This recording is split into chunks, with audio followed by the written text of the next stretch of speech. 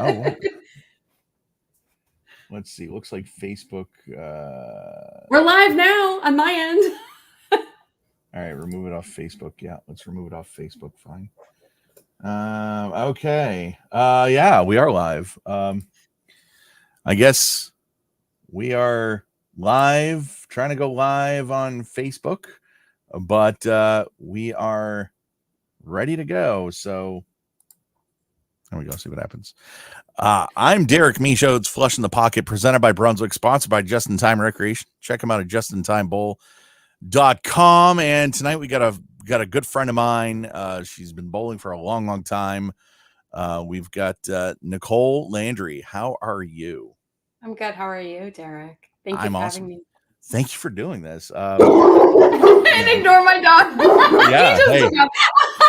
Yeah. Let me go close my office door. Hold on a second. You take your time. Yeah. Check them out at justintimebowl.com. Our sponsor. Thank you, Justin and Sam, for sponsoring this awesome podcast. And they're open. They're back in business. They're doing tournaments. So if you're in the Lewiston, Maine area, check them out and do some bowling. Do some bowling, all right. please. Yeah. And so okay, when we were off the air, you were talking about your injury that you suffered. First off, before you get into it, I hate when people say that bowlers aren't athletes. Oh, that's crap. Oh yeah. Oh my gosh, is that crap? I'm sorry I say those words. No, you say whatever you want. I am not the FCC. You can drop as many bombs as you want. Bowler. Oh my gosh, the number of arguments I get into with people who think bowling isn't a sport are, I don't know. And then on top of that, when you're at the level I'm at as a coach at the college level, professional level, etc., the first thing I say is, if you get injured, you need to fix yourself. You can't continue doing this sport without making your injury worse. Right. I hate it. I'm sorry to say this. I want to break somebody's legs, both of them, and make them bowl the U.S. Open. I really do. I think from my point of view, one of the most demanding tournaments out there is the men's U.S. Open and the women's U.S. Open because of the amount of games we have to bowl, on top of the number of patterns we have to compete on, and selection of 10 bowling balls. I equate it to what the junior bowlers do at Junior Gold when they go bowl Junior Gold, and they're allowed 5 bowling balls, 4 patterns. This year, I think they were at 2 different centers. Usually it's 4 centers. They've changed it. And the grind involved with those 2-3 tournaments, I have yet to do the women's U.S. Open. I didn't have enough points in the women's tour to get a direct entry. And every time I've wanted to do it, either I've been injured, I've been moving, or I was recruiting. And so, you do the PTQ, you bowl the games to do the PTQ, you make the cut, then you got to do the practice, and you got to bowl all these games and hope you make the cut to go into match play and bowl more. That's like but it's a game. It's not a sport. Yeah, no. I'm sorry, but no. And listen, I'm not promoting violence. I'm not trying to break somebody's legs. I just have a lot of people that tell me that bowlers aren't athletes and bowling isn't a sport. Well, It is. Tell me you want me to unfriend you without telling me you want me to unfriend you. You know what I mean? That's funny. Yeah, you know what? So okay. This is gonna be great. How did you get started bowling in the first place? My parents, my mom and dad were bowlers, and they got me involved in bowling when I was 3 years old. I'm 48, which tells you how long I've been alive. And I started off when it used to be ABC, WIBC, and YABA. And in the area of Southwest Chicago we lived, we had a bowling center in town, and they signed me up, and I stuck with it. And I started to get good probably, I would say, around 10, 12 years old, and started winning junior titles and started traveling more in this Midwest and started winning state titles and just stuck with it. Yeah, there you go. Does anybody know this bowling with Pfeff guy. Yeah. What's up? Yes. What's In up, guy? fact, I was just on his show a couple of weeks ago, and I know Andrew's listening, so hello, Andrew. What's up, buddy? Andrew was one of the gentlemen who did the live stream for my Peacock Classic when I was the coach at Upper Iowa for a few years, and he had me on a show a couple of weeks ago to talk about where I'm at right now in my life, and I was going to send him a thank you because I have now been able to move on, and part of the reason of moving on is talking with him. So thank you, Andrew. It's nice to see you on the show. See your name up there. Yeah. Thanks for watching, buddy. It actually saves me from saying, hey, at the end of the, a lot of times when I have a guest on that he hasn't had on, at the end, I'll be like, hey, hold on a second, I got to get a question for you. So I got this guy named Andrew Pfeffer who's got a podcast. Would you be on it? I try to hook him up. But so he streamed the Peacock Classic for you. I have a question. Why the hell wasn't NBC there? Mark London, who is also a great friend of mine. I'm sure you know the name Mark London. He has a lot of connections with the media in the Midwest, and we tried to get one of our local channels to cover the tournament, and we got denied. I got denied. I don't know the story with Andrew and with Mark. I know that they had reached out to KWWL, try to talk to someone in Cedar Rapids, and we're surprised we didn't get the coverage. However, we also had the 2 years in a row of this tournament. We had an ice storm, a snowstorm.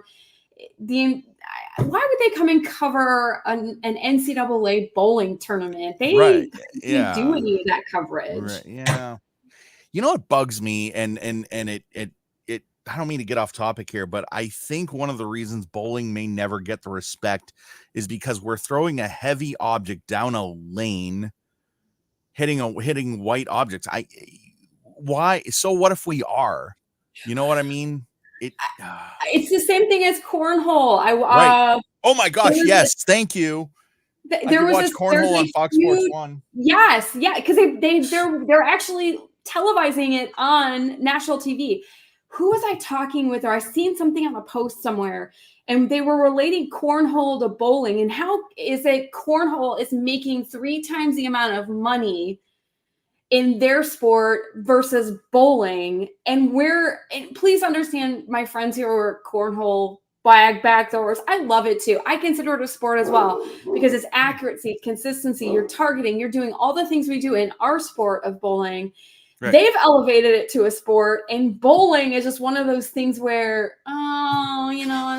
maybe in the 70s, maybe.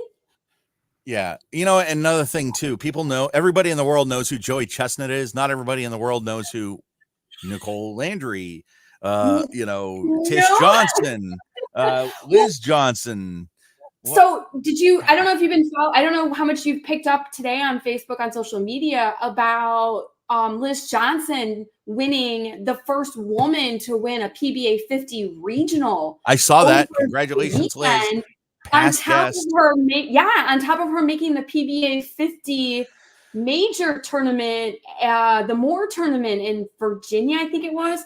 Her making this show, that should be huge news in the sporting world because we've been a male-dominated sport for a long time. And to see her make those shows, it gives people like me who's going to be turning 50 soon an opportunity to know I can compete with those guys out there. Yeah, you're going to turn 50 in 25 years, right? No, I turned 50 in 2026. Thank you, though.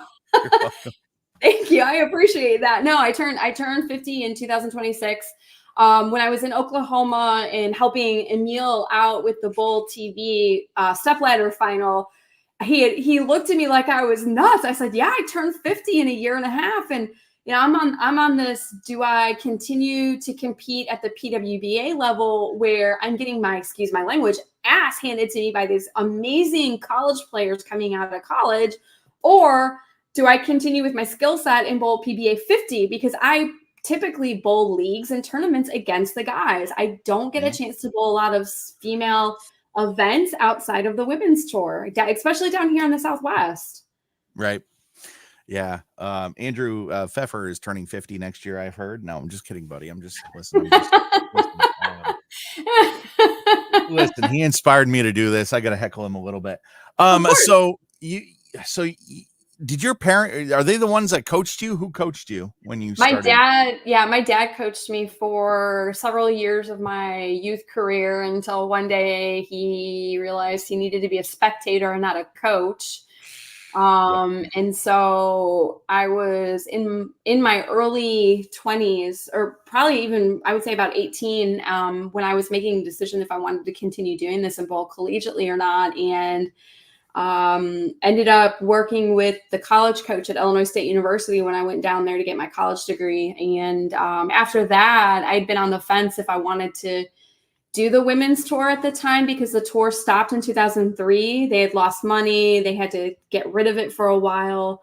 There really wasn't much for me to bowl on, and from that time period until 2015. And then my dad always watches the live streams, and my mom gets updates from my dad.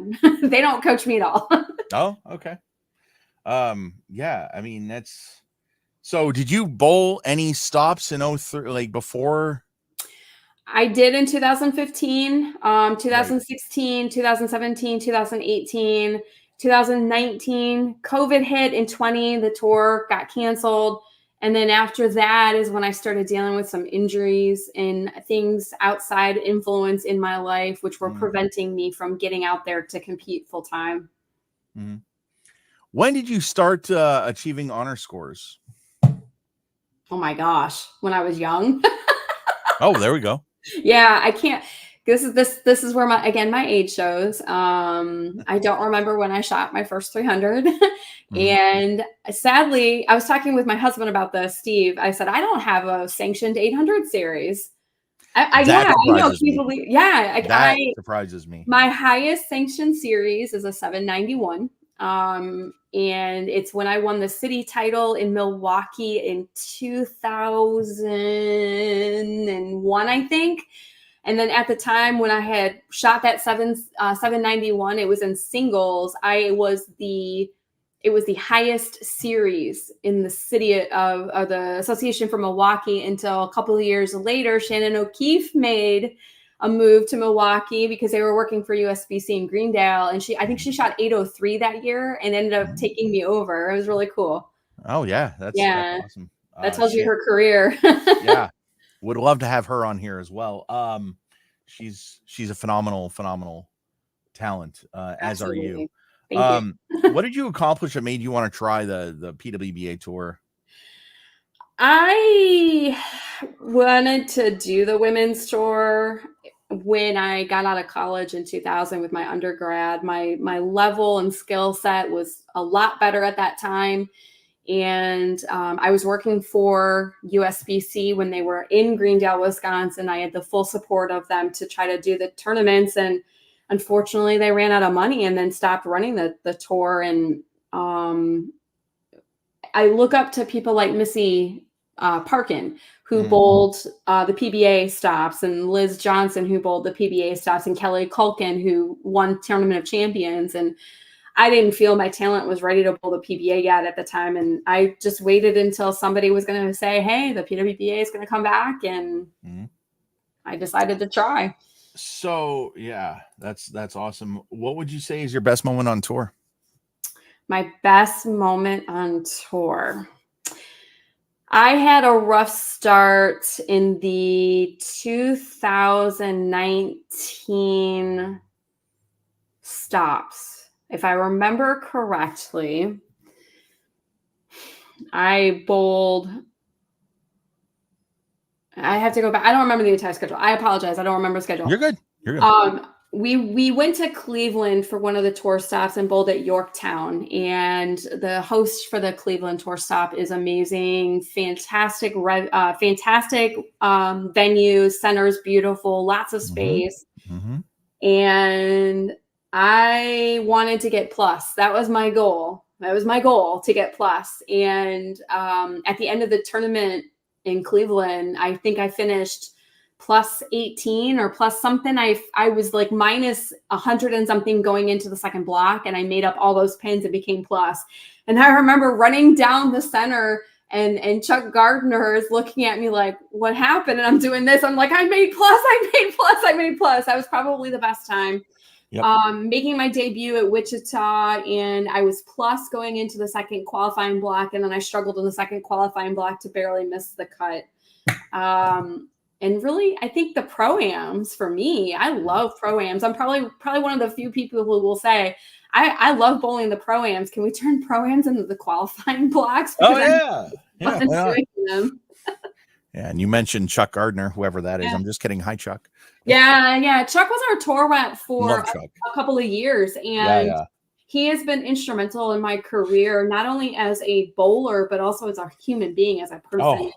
I value his input greatly when it comes to asking for advice for me specifically. Yeah, no, I get it. I mean, Chuck was the captain of Brunswick. I mean, Chuck's been good to me over the years. I mean, 2016, he hooks me up with a couple balls or whatever. I mean, Brunswick's been good to me. He's been good to me. I mean, he's amazing. He is. And I love what he's doing for our youth. I love his Brunswick youth experience. I've been with him doing the DV8 shootout in a couple of years as I was a collegiate coach and recruiting. I helped out in Detroit, and getting a chance to work side by side with him and Deb was fun. Their personalities when the bowlers come through, it makes my day feel better watching how they embrace the youth movement in our sport. That's our future. Oh yeah, definitely. What would you say is your worst moment on tour? Finishing almost last at Lincoln, Nebraska's tournament in 2016, I think. Or 17. It was either 16 or 17. I was having issues with swelling with my fingers, and I was giving up, and I think I averaged 164. It was my first time bowling on a short pattern. It was 37 feet at a center, which topography across the board made it, you had to be accurate and consistent. And I was not at that level. And when that happened, my mental game crashed, and I had to figure out a way to rebuild myself from the ground up when that happened. What kind of bowler are you? Are you a cranker, down and in? All the above. Oh, okay. No, if you would have asked me this question a few years ago, I would be more of a up the boards bowler. I would say about 4 or 5 years ago. In the last year and a half, 2 years, working with my husband, he has found a way to create a player in me, which I can now play inside like the best of them. And sometimes I kick his ass on the lanes. Nice. Yeah. What is your biggest PWBA regret? Not being able to do a full tour season. Okay. And I'm saying from start to finish, from the beginning of May until the end of August, missing out on those opportunities. When I lost my UIU programs in 2023, our swing was starting in the West Coast. And one of my regrets is I should have gone out and done the tour and done it for my kids and my players and my team. Because then I think I would have been more motivated to do it instead of just sitting in the background and yes, helping my players find places to go. I needed to do it for me, and I didn't do it. So I think those two things are my regrets right now. Yeah. How many bowling balls did you bring on to a tour stop? This year in my arsenal, I had 15 bowling balls. Going potentially on the truck if I would have made the tour starting in May, and then I probably would have added on at least 10 more bowling balls for the season. Wow, so total 25. Yeah, usually by the end of July, beginning of August, I am overloaded with bowling balls, and then I've got to pull out the ones I no longer use and either donate them or throw them out, do something with them, because I don't need 25 bowling balls in my house. Sure. Yeah. All right. So now we're going to talk about your college bowling. Now, college bowling is team bowling. Now, I should be completely honest, and I will admit I am not the best team bowler out there. And I'll tell you why. My job is to do my part for my league team, So yes, I'm the only one that I can control. Of course, I cheer you on, but I'm not the high-fiving guy. I pick and choose who I, do that with or whatever. But so I'm going to admit that to you, and I apologize. But you're fine. You're fine. Where did you go to college?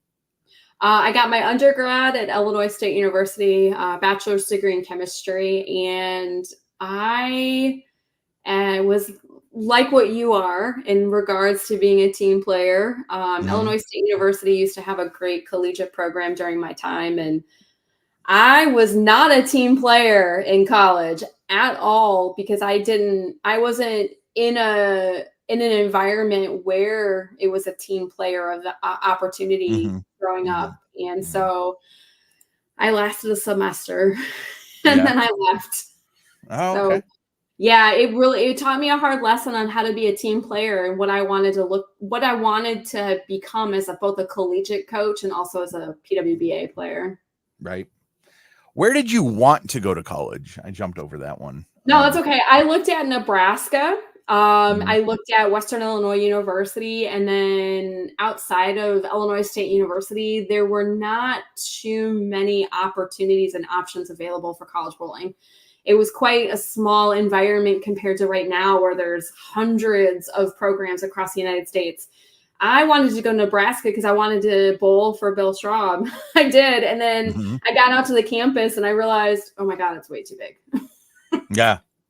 And Western Illinois was not too far from where I grew up in the Chicago area. And the coaches created a fantastic program at the time. And the men's team won championships in 99 and 2001. But I ended up going to Illinois State University because they had a better chemistry program. Yeah. Okay. Yeah. And it was cheaper too. For me. It was cheaper for me. It was cheaper for me. Yeah. There you go. Money. I mean, cheaper is good. I mean, money, you got to save money, I guess, even though I'm not great. I'm not great at it. I'm going to be honest. My husband will tell you I'm excellent with money. I am a stickler about money. If I could buy concert tickets every day, I would. What was the difference between your college program from every other? I mean, you got Wichita State, you got McKendree, you got all these schools. What was different? Good, I guess, good or bad from your school from all the other schools? Are we talking about the program I coached, or are we talking about when as a bowler right now? As a bowler. As a bowler. So when I went to college, there is a huge difference in terms of the level of the programs. Some of it was funding. Some of it was availability of resources like training facilities, strength and conditioning, activities outside of being on the lanes. And while Illinois State we had a student union, we have lanes inside our student union. Ours was all club level. We had to fundraise, and we had to figure out a way to get money for the teams versus schools like Wichita, schools like Nebraska, who have a storied program. Their alumni base, the amount of donations they get is what creates their programs. And I think it's an advantage for those schools who have the ability to utilize their alumni to raise the money for their programs versus schools like mine at the time, where we didn't always have the ability to raise the money to elevate our program to the next level. Right now, ISU has got a program. I do not know if they have a full-time coach or a volunteer coach. The last time I saw their team was at the Tier 1 event at Addison, and when we were doing that tournament a couple of years ago. I have not seen them compete since then because we didn't go to the same tournaments when I was coaching. Mm-hmm. Yeah. Okay.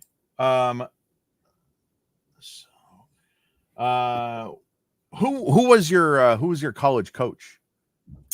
Pat O'Connell. Or O'Connell. I don't remember. One of those. I don't know how long he was there after I left the team. I think he was there for a couple more years. Okay. So you might have already answered this, but how did you perform as a college bowler? Were you like All-American or? No. No. I started once in my one semester with the team at a tier 1 event in Chicago area at near Lake Zurich, Deer Park Lane, or in Deer Park at one of the Brunswick zones. Yeah. And then after that, I had to leave the team. My grandfather had passed away, and I was struggling being a full-time student, as well as also doing a full-time job. And something had to give, and it unfortunately had to be my college bowling. What was nice, though, is I kept bowling as an adult bowler. I moved up to the adult level and continued to bowl in Bloomington Normal. In 2000, I shot my first adult 300 in front of all my former college teammates at Pheasant Lanes in Bloomington, Illinois, January of 2000. Wow, there you go. Yeah. How nervous are you when you're about to shoot your first 300? I've dreamt about it so many times, and I'm just, I don't know if, oh guys, hold on, I gotta go to the bathroom because I'm gonna piss myself, or like, I don't know how I'd be, but like, what is it like bowling your first 300? It was nerve-wracking going into the last shot, especially with the support system I had at the time. However, I feel like recently, because I haven't had one in a long time, when I got close a few weeks ago. I shot 297 at a UVA event, and my nerves going into the last shot and knowing if I'm not careful, I'm gonna miss what I need to hit, and I did. That was nerves. There's been other 300s I've shot where I wasn't nervous at all, and it's simply going through my pre-shot routine and keeping myself focused.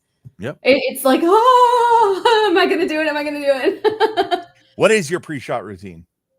So my pre-shot routine is I have my rosin bag and my towel. I use my rosin bag, grab my ball, wipe my bowling ball off, then put it down, grab my rosin one more time, grab my ball, set myself up. I breathe in, breathe out, and go. It usually takes about less than 15 seconds.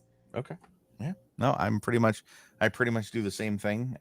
Sometimes I feel rushed and I hate it, but yes. Yeah.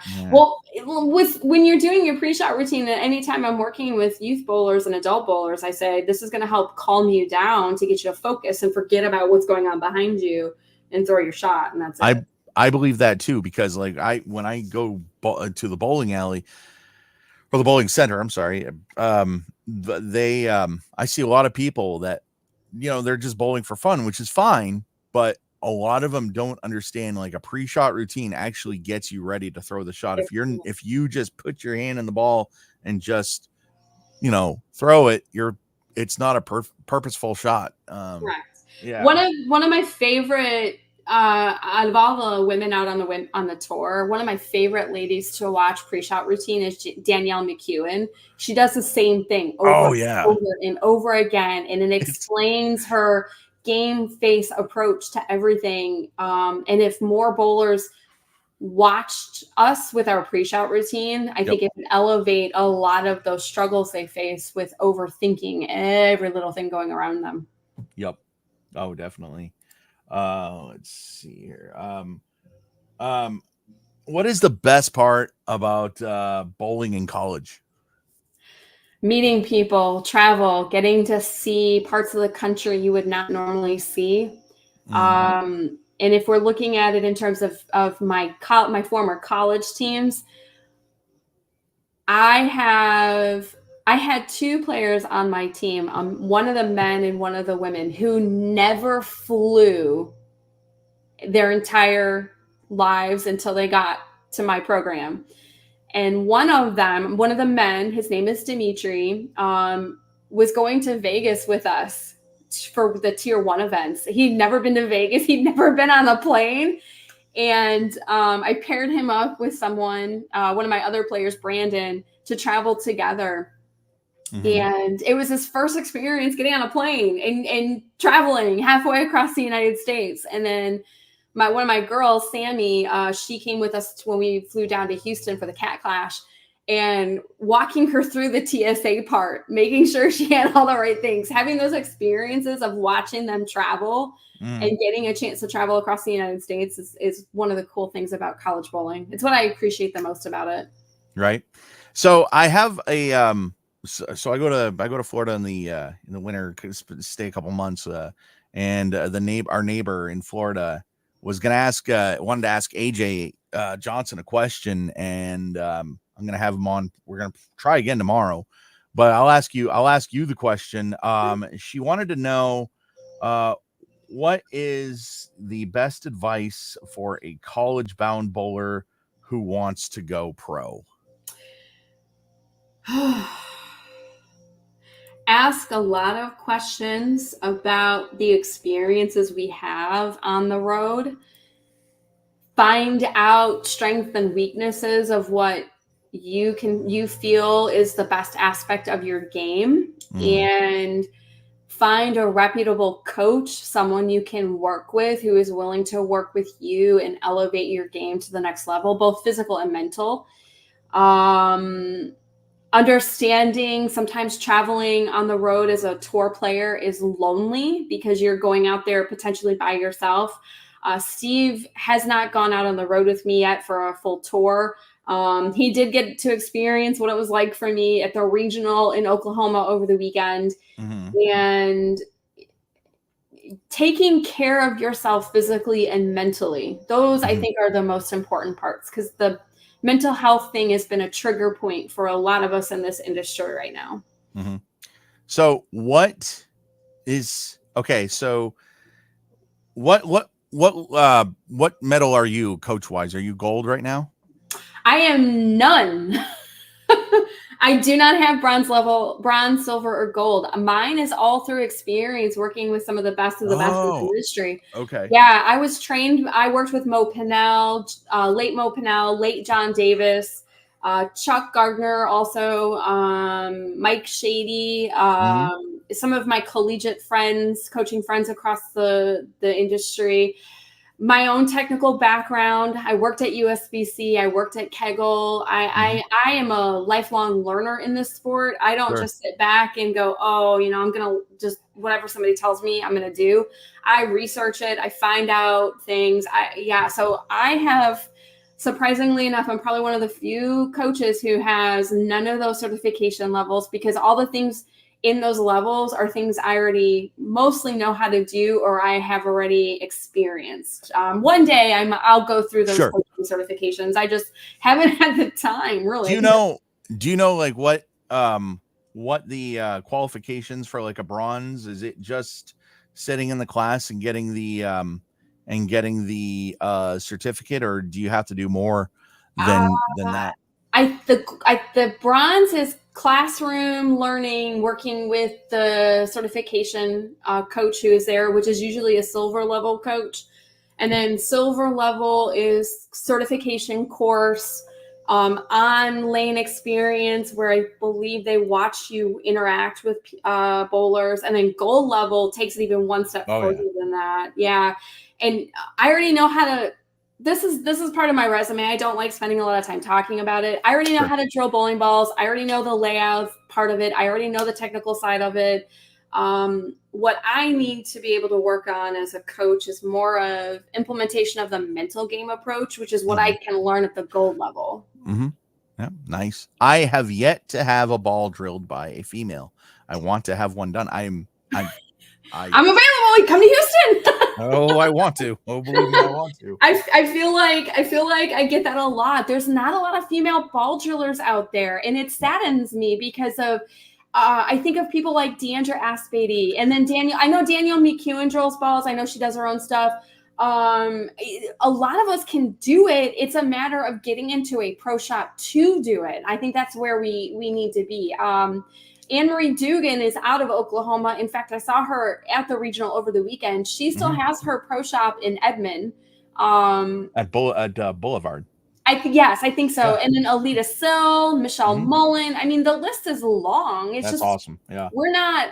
I look at our sport, and it's very male dominated. And I apologize if I'm offending you males out there. It is very male dominated, and there are a lot of ladies like us who would love the opportunity to continue pushing it to the next level if we're given the chance.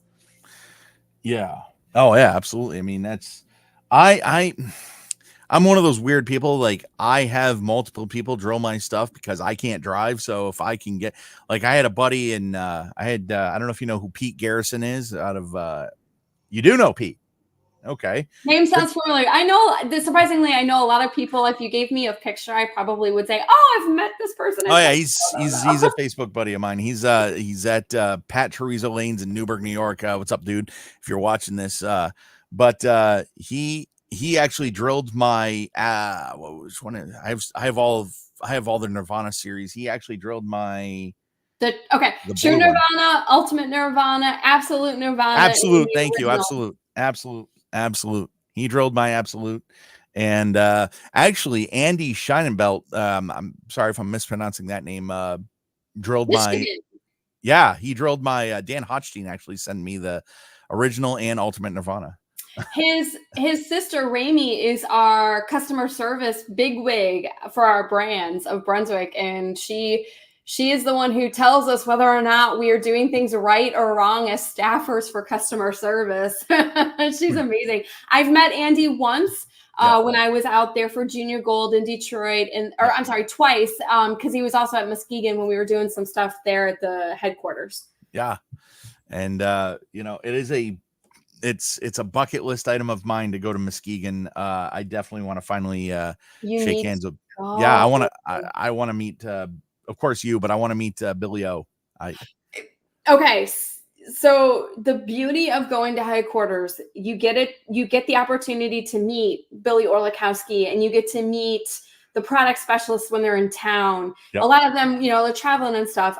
Brian Graham, I've known Brian Graham since his years of bowling at Nebraska. That's how long we've known each other. And the fact he's the VP and I know him, even when I was living in the Midwest, my product specialist, John Bercier, who he has decided to move on. Now he's doing other things. He was my product specialist. Kevin Tabron, who bowled for Wichita.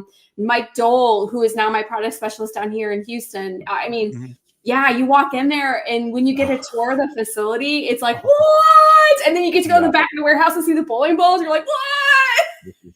Yeah, I want to meet him. I want to put something cold in his hand, I mean, but I gotta tell you now that, I've known Billy. You're not gonna believe this. I've known Billy for 22 years. Wow. Okay. I'll tell you this. I called Brunswick, maybe it was 08, but I called Brunswick a lot of years ago. And I was like, hey, listen, I'm looking at buying a ball. I want to talk to somebody, like one of the big guys at Brunswick. And the woman was like, well, here, let me put you in touch with who? And I'm like, with Billy Orlikowski. And I'm like, wait, you're going to put me in touch with who? I know the guy. So he puts, so I get in touch with Bill and I'm like, buddy, you bowled the AC Delco Classic in 93. I know exactly who you are. I'm a huge fan of Brunswick, and what's up, man? How you doing? So we were friends for a long time. We kind of lost touch, got back in touch, and super dude. His experiences and his knowledge.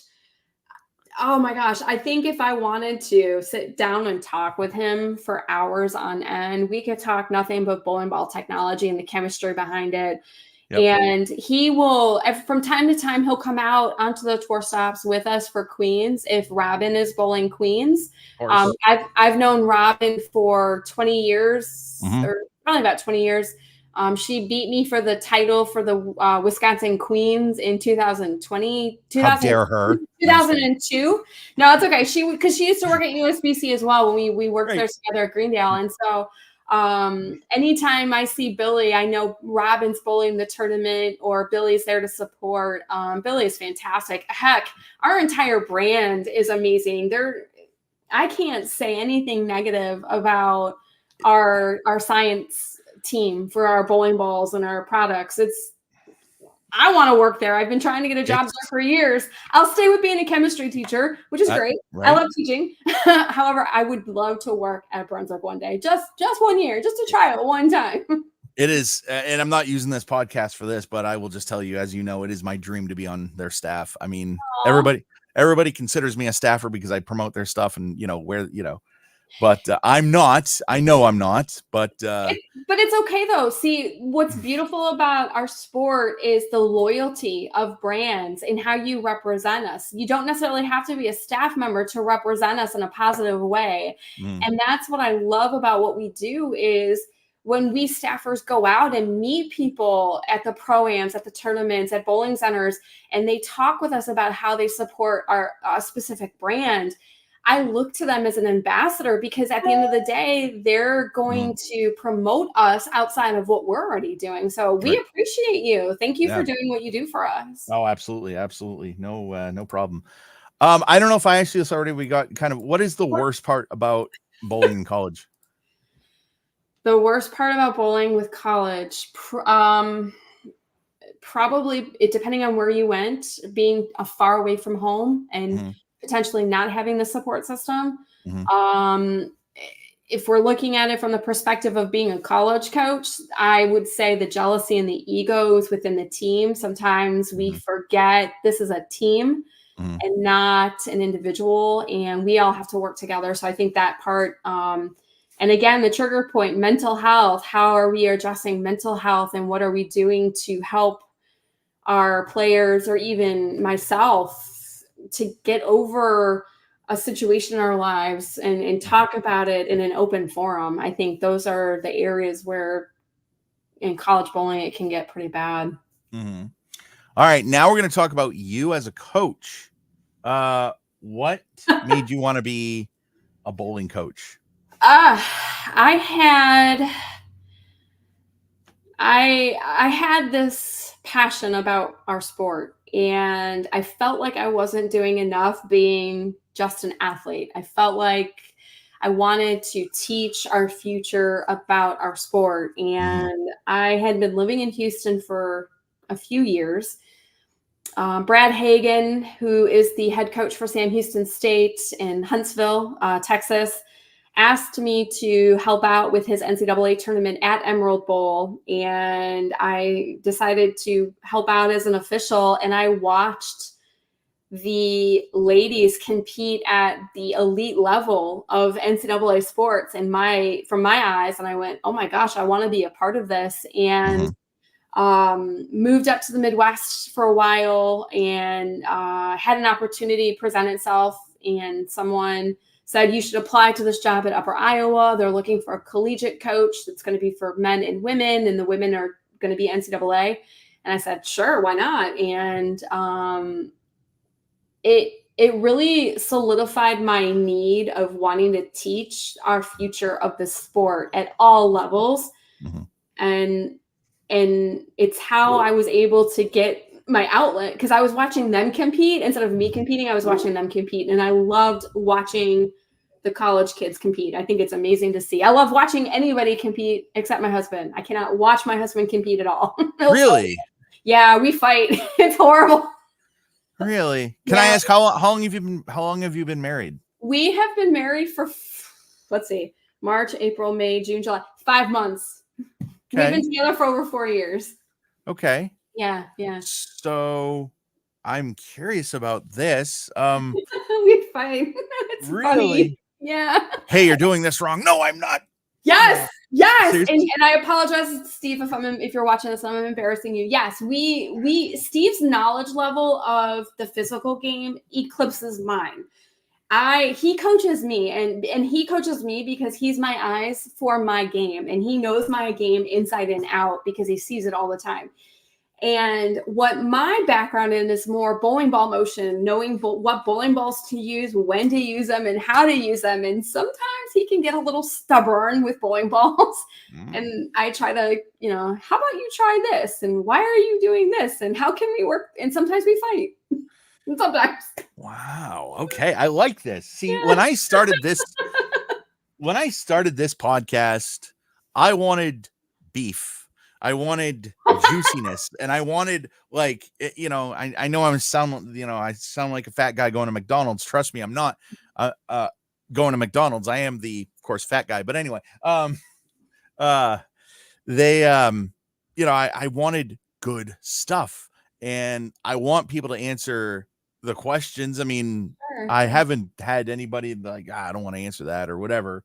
But you know, I love this. And when I had some guy you'll probably have to Google, Parker Bone is Parker, yes, yeah. Parker No, is a good friend of Steve's. In fact, going in another direction, Steve was at Bowl Expo for Emerald since he's one of the managers there, and Parker was in Korea with Brandon for Junior Team USA for Worlds, and he happened to run into Leslie at Bowl Expo, and then Steve sends me a text message about running into Leslie, asking how Parker's doing. And then Steve gets a text message from Parker.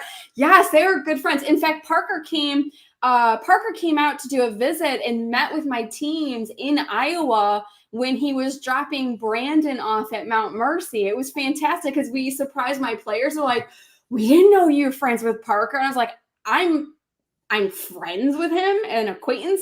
Steve is friends with Parker. Parker's amazing. I love Parker. He's one of the best right-handers I've ever seen. Yeah. Wait. Hold on a second. Now, you've known me a few years. You know all of that was sarcasm. Yes. Parker's one of my greatest friends. Yes. You know, when I had him on, I was like, that's the direction I have to go with this. I get to interview anybody who will be interviewed. And that was one of the greatest things I've ever done was, yeah. Parker is amazing. Parker tells you like it is too, which I appreciate because a lot of people, there's a few people in our industry who are too afraid to tell it like it is. I am one of those people who's like, I'm going to tell you like it is, whether you want to hear it or not. It gets me in trouble, and that's it. I am not unapologetic when it comes to speaking my mind in this industry. And so Parker, he tells it like it is. But at the same time, he's really humbled and very laid back. And even though he's from New Jersey, y'all, you New Yorkers and New Jersey people are like. I forgot to ask him why people in New Jersey drive like that. Oh, they drive. Or in the gas stations and when I was driving through New Jersey, going up into Connecticut one year, I was going into a tournament and knowing I had to allow the gas attendant to put gas in my car in New Jersey. That was the last time I stopped in New Jersey for someone to put gas in my car. Never. Sorry, people in New Jersey. All right. So I have to do this. I got to tell the story about how I first met Parker physically. So it was in 2013. I was at my local bowling center, and my buddy was like, I'm friends with the proprietor, and he goes, your hero is going to be in Portland. I'm like, my hero. I'm like, I thought we were talking about Sean Rash or whatever, but he's like, then I'm like, oh, he says, no, Parker's going to Portland on April 6th. I'm like, okay, all right. So I go on Facebook and I write this post, like begging for my life for a ride, like to go to the tournament, to go to this ball demo. I was begging for a ride. Like there's a gun to your back and it's like, it's going to go off. Like, please don't shoot me. I was begging that hard. So my buddy Jerry was like, hey, I'll take you down. I'm like, hey, Jerry, let's bowl doubles. I'll pay your entry. Let's bowl doubles. And that got you up there. Yeah. Oh, cool. So I go to Parker. I'm like, hey, man, I'm Derek B1057. That's my AOL name. He's like, oh, he didn't remember, but he's seen so many people. Why would he? We lost touch for a few years, and then like he was throwing shots and I was heckling him, like trying to treat him like we were buddies. But no, after that, we became good buds. And he actually called me. Actually, hold on. So we bowl doubles that, Jerry and I bowl doubles that day. I shoot 5.16. He shoots 5.14, and he's a hell of a lot better than that. Right. And I actually won that tournament. Nice. State tournament. So thank you. So I told Parker, I told him on Facebook, I was like, hey man, I just want you to know I won that tournament because I shook your hand. And, so I, several times was trying to, get on staff with Brunswick, trying to use Facebook for that. Parker saw a post on Facebook back on, August 3rd of 14. And he was like, hey, I see you're trying to get on staff. Give me a call or whatever. So I called him back and he's like, I can't give you a contract, but what if I sent you a ball and a few shirts? Oh, cool. And I mean, he's just been nothing but nice to me ever since. He would do the Brunswick mini camps that Sean used to do when Sean was on Brunswick staff, and yeah. and I became good enough friends with Parker. Every time I'd throw a nosedive strike, I'd be like, hey Parker, look at that skill, buddy. Come on now. But Parker doesn't forget a name and a face either. I don't know how many people he meets in our industry. I kid you not. He when we were at, I think it was Team USA trials, when Steve and I were out there recruiting, I think Parker was there or at another tournament, and we were there. And one of my college players, former college kids, goes, Parker remembered me from when he came to visit our program in Iowa. And I went, that's awesome, because he meets thousands of people every year. To know a face and a name, he's awesome. Well, I require myself to wear my name on the back of my shirt when I go to Portland to see the pros. Yeah. And so I do that. And as a matter of fact, one year, the first year the pros came, Craig Nidefer, I think, actually, tapped me on the shoulder, and I didn't realize, I think it was him. And so we're at that event, and I walk in the center, and everybody's like, oh my God, there's Derek or whatever. And but no, last time I saw Parker, I actually bought him some French fries. Now, do I have to? I mean, can he afford it? Obviously, but I did it because it's my friend Parker. I don't care if his last name. It's our friend. Yeah. Yeah, he's my buddy. I would do it for him in a million, because I don't see his money. I just see the man. Brandon and Justin are bowling Lucy this weekend in Houston. We're not sure if Parker's going to be here or not. I think Steve has texted him to find out, because if he does, then we're going to try to meet up with him, because Justin's bowling the same squad as Steve and I with his partner. And then I think Brandon is bowling the B squad right after us. That's awesome. I think Brandon is, he throws his father's Parker Bone, but he throws it like Jason Couch, Well, here's a question for you, Derek. Out of the 3 bones, I mean, we've got Justin, we have Brandon, and now we have Sydney. Cindy committed to Vanderbilt a couple of weeks ago. Good for her. Yeah, and she also made Junior Team USA. Which one do you think of the 3 is the most talented? That's a tough one, isn't it, to answer? Oh, crap. I know, right? All right. So I honestly think talented. Yeah. Oh, I don't know. I've never seen Sydney throw it. She's good. It's been a while since I've seen a video of her bowl. And the fact she's going to Vanderbilt, I know the Vanderbilt team, the ladies, they have 3-dimensional games. Their capabilities are endless in terms of when they get on the lanes. You don't hear a lot about Sydney's accomplishments yet. She a down and in, or is she kind of a cranker? She's not. I know she's not a cranker. I also know she's not down and in. She's versatile for sure. Absolutely. I almost feel like out of the 3, I think Brandon has been the most decorated one. All right, so I'm going to say this because I think Brandon, because like I say, it reminds me a lot of Jason Couch. Yeah, with that, especially I've watched him with this wrist thing when he does it. I don't know how he does that wrist thing in the back. That's crazy. I have this. I'm scared of the fact that he's going to have knee problems. I hope not. Justin, the fact he can switch between being one-handed and two-handed. I mean, that's I can't pick. I mean, I know. I think, gosh, it really depends on the situation. If Sydney is God, I can't believe the 2006 Geico Classic was 18 years ago. That long ago. Okay, well, picture this. If you have the time, you may want to do this. If you take a video of Parker and overlay it on top of Brandon, you can see a lot of Parker's game and Brandon's game. Okay. There's aspects of his physical game, which you see it, it's Parker Bone the third's son. Sure. Yeah. Okay. Yeah, we'll see.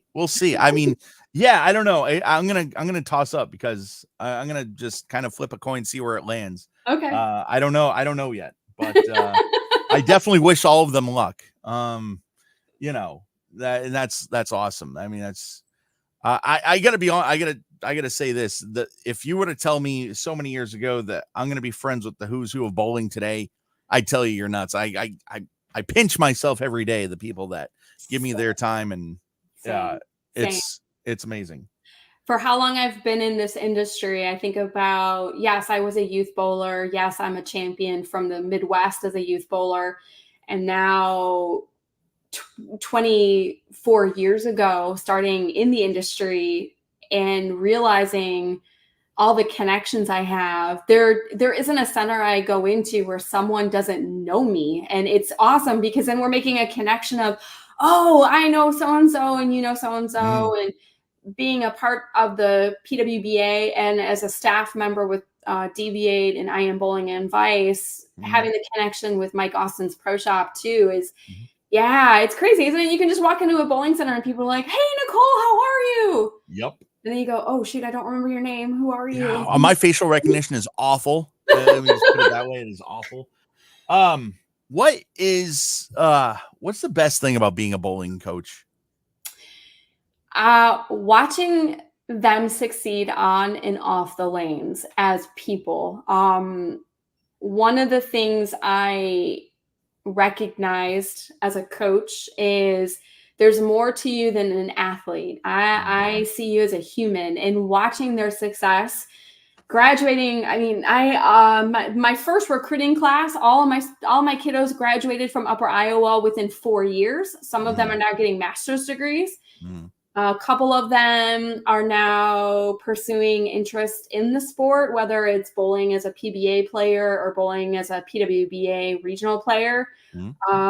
Seeing their careers blossom, I think for me, it brings me joy to see their success on and off the lanes instead of just on the lanes, because to me, they're more than just they're a bowler, they're a person to me.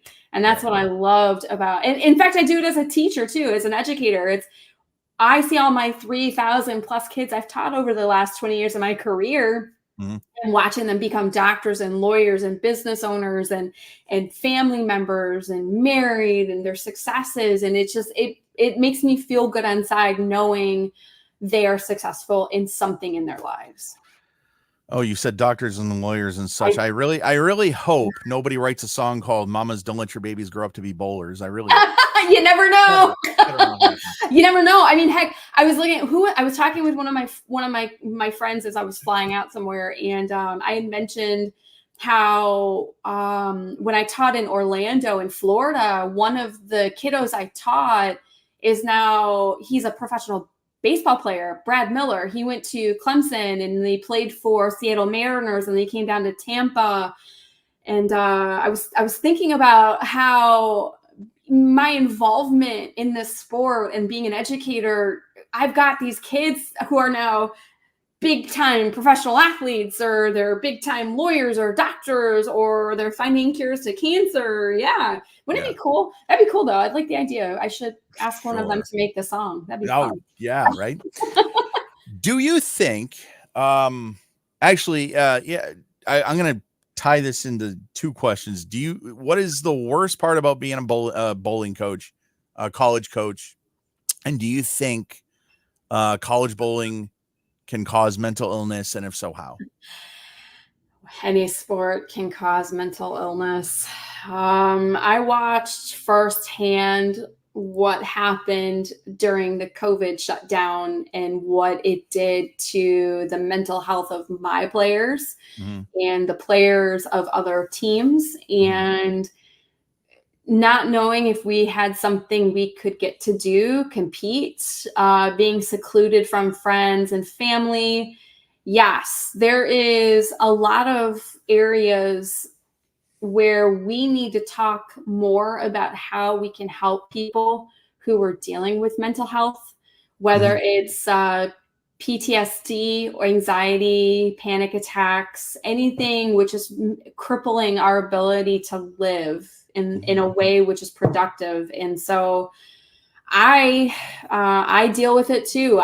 There are days where I have massive panic attacks and anxiety attacks because of things which have happened in my career as a bowler, as a college coach, as an educator. And then I see what it does to the youth in terms of the pressures they have to always be perfect. I feel like I know bowling is about perfect, right? 300 games, throwing the shot perfectly. And then when you watch the shot not become perfect, How do we handle it? And I think that's where we're at right now is there's no way for us to handle what it's like to not be perfect in our environment. We've been put on pedestals. And I think of Shannon O'Keefe right now, who she has talked about her story of what happened last year at the Women's US Open and what she has done to work herself through the process of her anxiety on and off the lanes. And she's not the only one. She's the first one who has gone out there and publicly has said,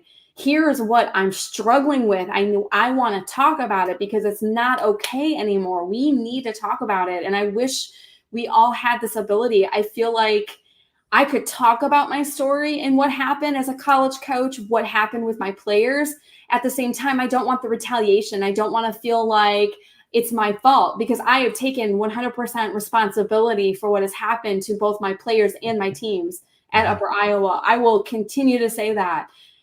And it caused damage in my own life. And we can't be perfect. There's no way for us to be perfect. I wish we as humans could stop focusing on being perfect and focus on we are who we are, and everyone needs to accept us for who we are. Yeah. And take the good. Absolutely. So, if you don't mind, so my state tournament this year was in Wilton, Maine. I did not win. I was going there. I was like, man, I'm hungry. I think I could win this thing. I didn't win. But what I take away from it, I have never. Now, when I throw the ball, I can't for some reason do this. It kind of looks like this. Like it's That's okay though. That's okay though. But I still try to play to the right. You know what I mean?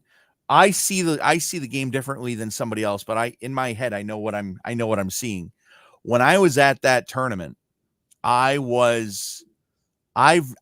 think I've ever bowled a tournament where I saw the mental picture that clear. Like I felt like I knew what the ball was going to do, or how do I make it do what I need for it to do. Yeah. And if somebody was like, my buddy that I was bowling with, he's like, oh, the middle is kind of going away. You're drying up. And I was like, oh, really? Good. Step to the right. So start working with what's out there. Yeah. Right. Yeah. So if you just focus on the good, because I'm just like, if you focus on the bad, you're not going to be able to move forward. That's all you're going to be. And that's where I was at. There's people in my life who, if you talk with them, my closest friends, the people who know me the best about what happened and the damage created by multiple factors in my life, and going into the position at Upper Iowa, finding out the teams were going away, and the amount of mental anguish I went through trying to move forward, knowing I needed to move on. I've got to figure out a way to move on. And it came to head. I look at Oklahoma over the weekend, and I was ready for that tournament. I was geared up, ready to go. I was excited about being there. And I, surprisingly enough, mentally was doing great. Physically, I was just doing horribly. And Steve reminded me he's proud of me because I went out there and I did the best that I could under the circumstances I was in. And yes, I feel like I let my staff down. I felt after I finished bowling the tournament, I looked Steve in the face. I said, I have disappointed my brands. I have disappointed Deviate. I've disappointed I Am Bowling, and I have disappointed Vice, because they have given me 100% of their support to go out here and compete at this level. And now what? Are they going to look at it as like I'm a failure because I did not do what I knew I could do, which was to make a cut and make the top four? Because my physical game has been spot on. And Steve reminded me, he goes, Nichole, you need to be proud of yourself. You went out and you finally competed. You got out on the lanes again, and it was great to see you out there. And regardless of what happened on the lanes, you still have them supporting you 100%. And that's what we need in this industry, is we need to be supportive of, even if we don't make a cut, don't knock us because we didn't make a cut. Be happy we're out there competing at this level. We're doing it. And we're doing it because we love the sport. We're not doing it to make people happy. We're doing it because we love the sport. Yeah. And when I go to when I go to a tournament, right? Um, I mean a pro tournament, I'll see guys like Tommy Smalls, who's one of the nicest people in the world. He's really nice. And Yeah. I drop names because I want to, I give it's not, people are like, well, I don't want to name names. Well, I name names because it gives me a chance to praise them. But I remember he texted me. I was like, I would text him during a tournament or whatever. And he texted me something like, man, I miss my kids. I'm struggling. I'm just like, dude, I don't know what it's like to do what you do, but I know I need to take a number, but I'm proud of you. And I look at them as like, I don't care that you can sign my pin. I don't care. I actually, in the first pro event, I didn't get hardly any autographs on purpose. I bought Jason Couch a beer. I bought Chris Lowshutter a drink. I did that because I see these guys on TV and these women on TV. Like, I will drop the word hero because that is what I think you guys are. Thank you. Because I cannot bowl on TV. I do not qualify. And when I was a kid watching Saturday afternoons, I seriously thought, Pete Weber's not real. He's a character on a TV show. Guess what? I meet Pete Weber, in real life. In real life. And we are real people. That's what gets me is from time to time when you and I think that's why I love the pro-ams. I think it's because yes, they look up to us and they also know we are human beings. And when we're interacting with our fans and it's cool. I'm signing pins and doing autographs and whatever. What I love to do is talk with them and interact with them and get on the lanes with them and find out who they are and where they're from and why they love our sport. And it's not so much about the competing aspect of the qualifying block. It's the how do I get more people to love our sport as much as I do, or as much as you do, Derek, or as much as Parker Bone the third does. There's so many of us out here who look at it as we are humans and we want to throw our passion out there instead of, walking away and having a negative attitude about it. What I usually do is I will tell any pro that I mean, you've seen my Facebook. I'm friends with yes, I read it all the time. I do. I read it all the time. I'm sorry. I post way too much. I probably do. But I will tell any pro. I don't care. Like if AJ Johnson, who's going to be on tomorrow night, if he went to a tournament and got double gutter for a whole 9-game block, he'd be ready to jump off a cliff. But I would give him a hug. Just because. As if he shot 300 for 9 games straight. Well, and that's the thing that got me, even as a college coach, when I was doing recruiting and listening to, not all the college coaches are like this. There's a lot of us who have the same mindset as I do, is it's not about the score. At the end of the day, it's not about the score. It's about whether or not we can see you a part of our program because of your human characteristics. How do you handle the pressure? How do you go about dealing with a horrible game or a horrible performance?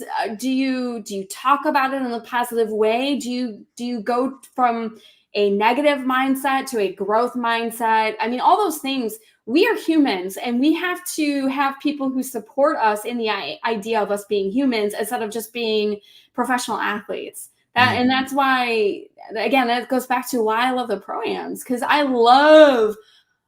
And Robin and Damon, who are our managers for the tour, I will volunteer to bowl pro-ams because I love doing it. I love being a part of it. And it's just I want more people to respect us as humans and not so much as poor bowlers. Who cares if we bowl badly? It happens. Get over it. Yeah, you're Michael Jordan. Get over it. No, exactly.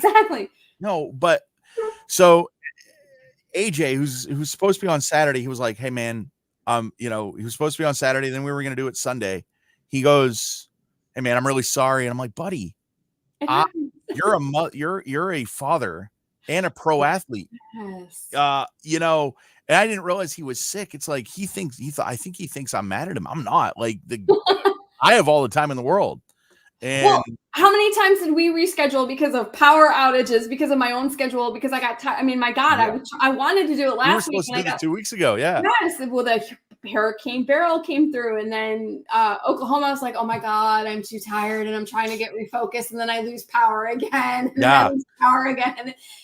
No, and AJ, I love AJ. I've known AJ for a few super years. dude. He's from the same area I am from. I think he's living in Wisconsin now, Milwaukee, if I'm not mistaken. And I see him every once in a great while, run into him when I go back to the Chicago area. And he's a new dad, and he's a busy man. And here's the thing I'll say, right?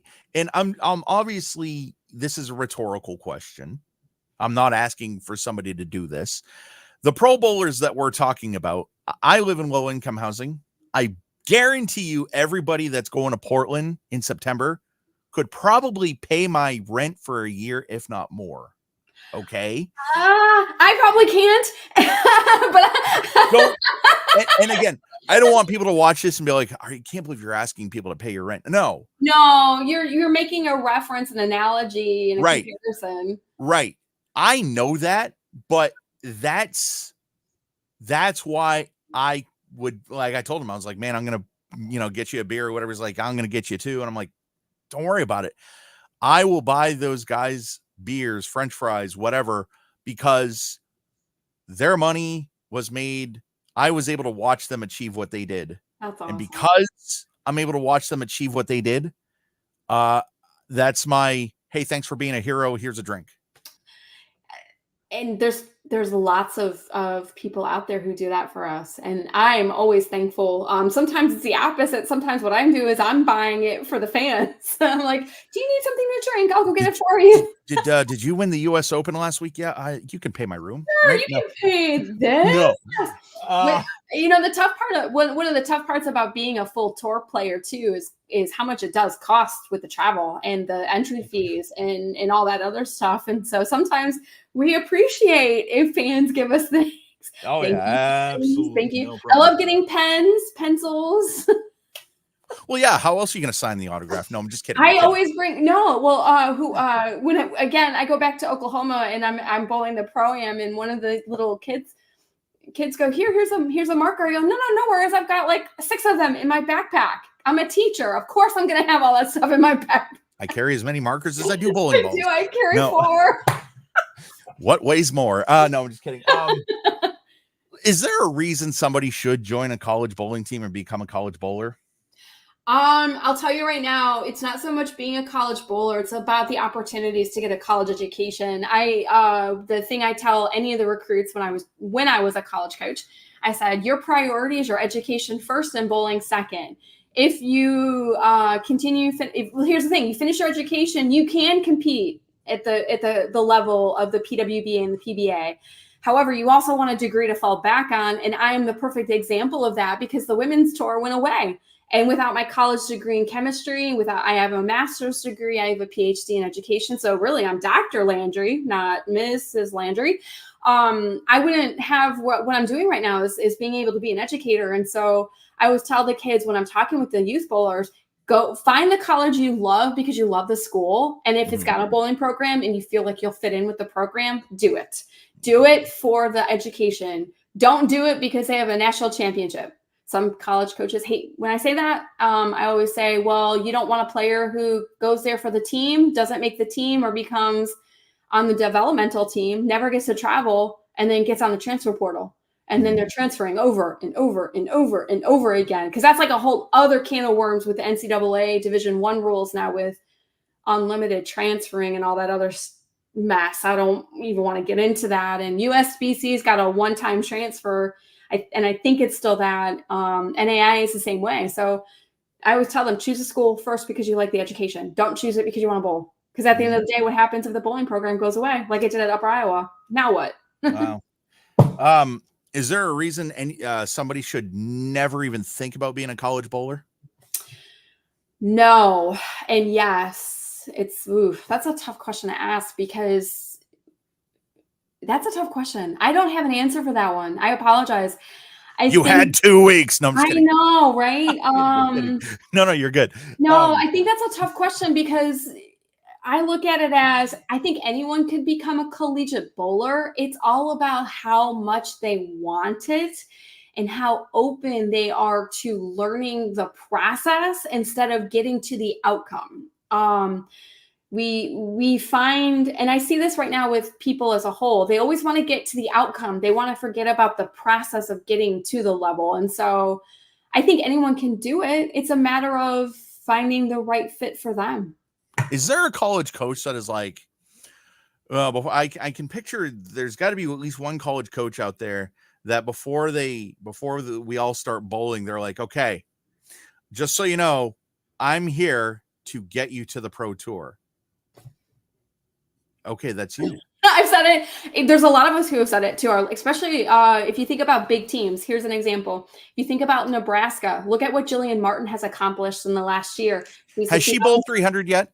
Oh my gosh, she's probably got a gazillion. In fact, if I remember correctly, I think she bowled one in an NCAA competition this year. Wait a second. Hold on a second, because when she was 16, they were talking about how she hasn't bowled one yet. And she has. She's 21. Okay. She's either 20 or 21. I'm not sure. And she won USBC Queens this year. And she's a college player bowling for Nebraska. She's on Team USA, Junior Team USA. You look at her and you go, wow, epitome. And she's at a program which creates future PWBA players of the year.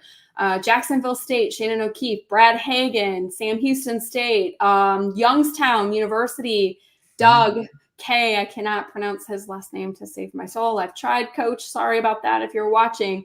I can list a ton of programs. McKendree, Maryville. There's a lot of us PWBA players who are college coaches. There's also PBA players, former players who are college coaches. Yeah, one of the things we talk about is if you aspire to want to bowl the tour, here's what we can do to get you to this level. And you also need to get a college education. You need to do both. Yep. So okay. Yes, we do. Okay. Well, that's good. I mean, because, all right, that's awesome. What? I don't even know how many questions we're in yet. I'm not sure. Are you good? Are you good on time? Yeah, we can probably talk for another 15 minutes. I need to turn my light on though, because it's getting Go right ahead. Go right ahead. That way y'all can see me a little bit better. Yeah. What is the darkest side of the bowling industry? Ooh, people being mean. Okay. And I say this because we look at the evolution of our sport and how we are now at a two-handed backup bowler phase. If you notice, there's a lot of two-handers who are learning how to play backup bowling now. What's up, Simo? How you doing, buddy? No. And there's nothing, and from my point of view, nothing wrong with this. Why? Because we are evolving as a sport. Mm-hmm. And string pins is another example of the negativity surrounding our sport when people are not seeing the big picture of what's going on. The reason why we are evolving in this direction. And I think there are people in our sport who are negative because they're afraid of change and they don't want to grasp the change. And the change is what's going to evolve our sport every single day. And the less we hate on each other in this sport and the more we promote it in a positive way, the better it becomes. Not this. Joe Slowinski shared a post today or yesterday in his bowling knowledge page about someone being negative about a two-hander winning. I think it was the world championships and the for the youth worlds. I believe it was youth world, and the amount of international teams in Korea for it. And the people and what they're saying, all because of a two-hander. This two-hander won because of the evolution of our sport. Why are we being negative about it? Human beings evolved. I don't see us getting negative. Well, I take that back. Yes, we do.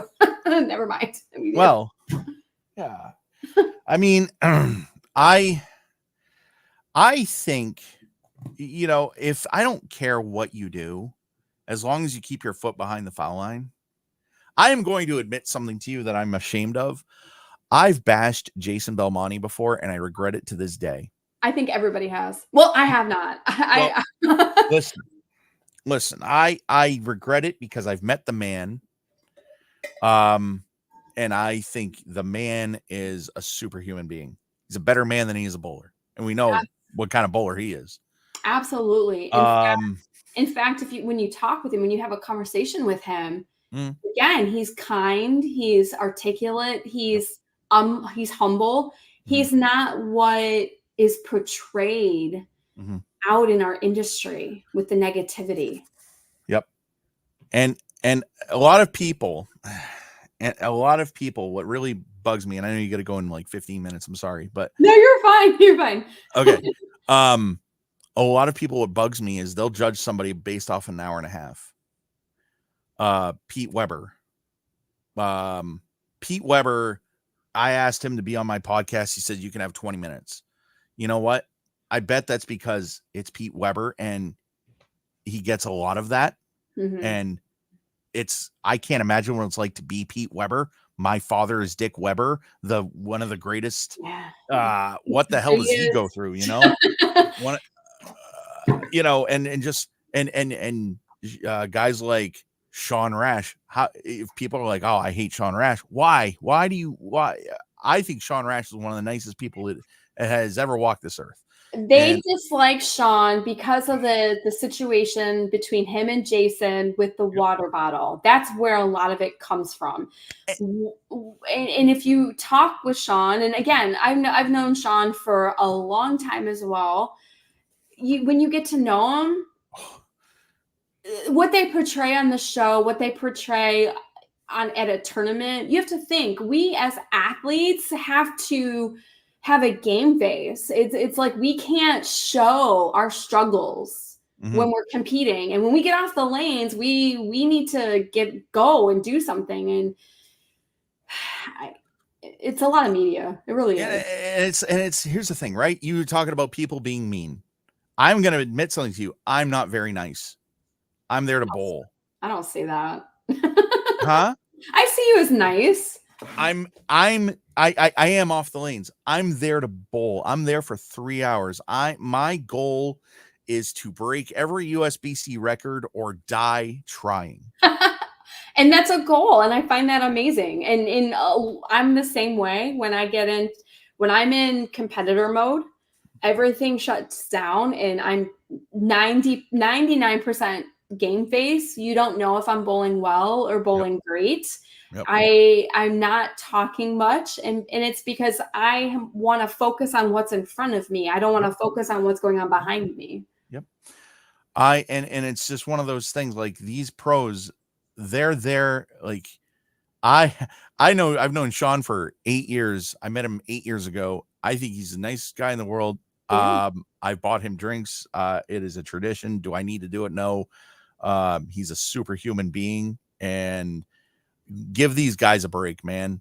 Guys like Simo, even some PWBA. I don't know who was hated in the PWBA or who was. A lot of ladies. It's not. I will say it's not talked about as much on the women's side because the media presence is not as prevalent. I think again, it goes back to us being a women's sport instead of being a men's sport, and the comments being said about us ladies, especially when I bring this up lightly, is the biggest thing I hear negatively wise is our weight, how much we weigh, and the negativity surrounding it. And it drives me nuts when in the background or as I'm moving from pair to pair and I'm hearing comments about some of our ladies and their weight. And I'm thinking, why are you, in the back of my mind, why are you making a comment and saying it loud enough for us to hear it? And two, who cares?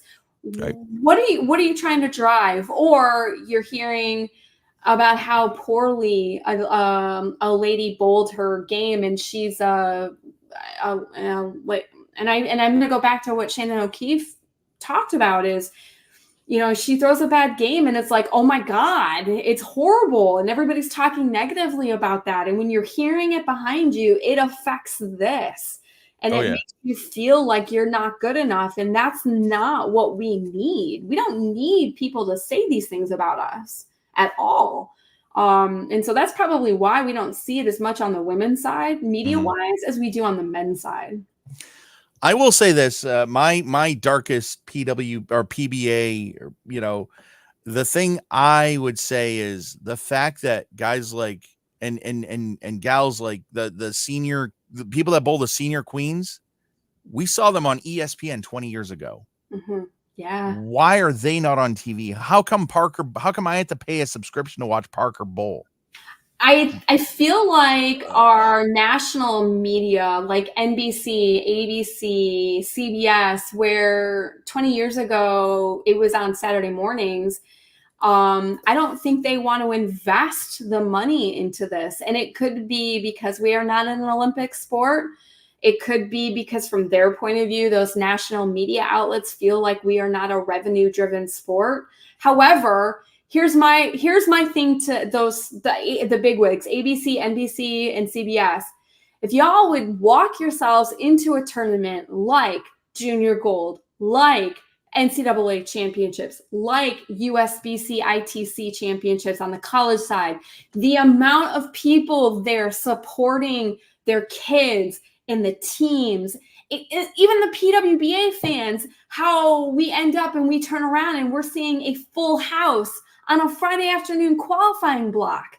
Yep. If our media, the bigwig medias would see this, then maybe they would start to realize how important and valuable our sport is to the national side. Instead of, I love CBS Sports. I do. I hate the fact a lot of us, unless we have the streaming package, we can't get to watch the shows live. Yeah, no, that's the US Open for the women's side. I hate that. That's crap. That's crap. And it's not USBC's fault.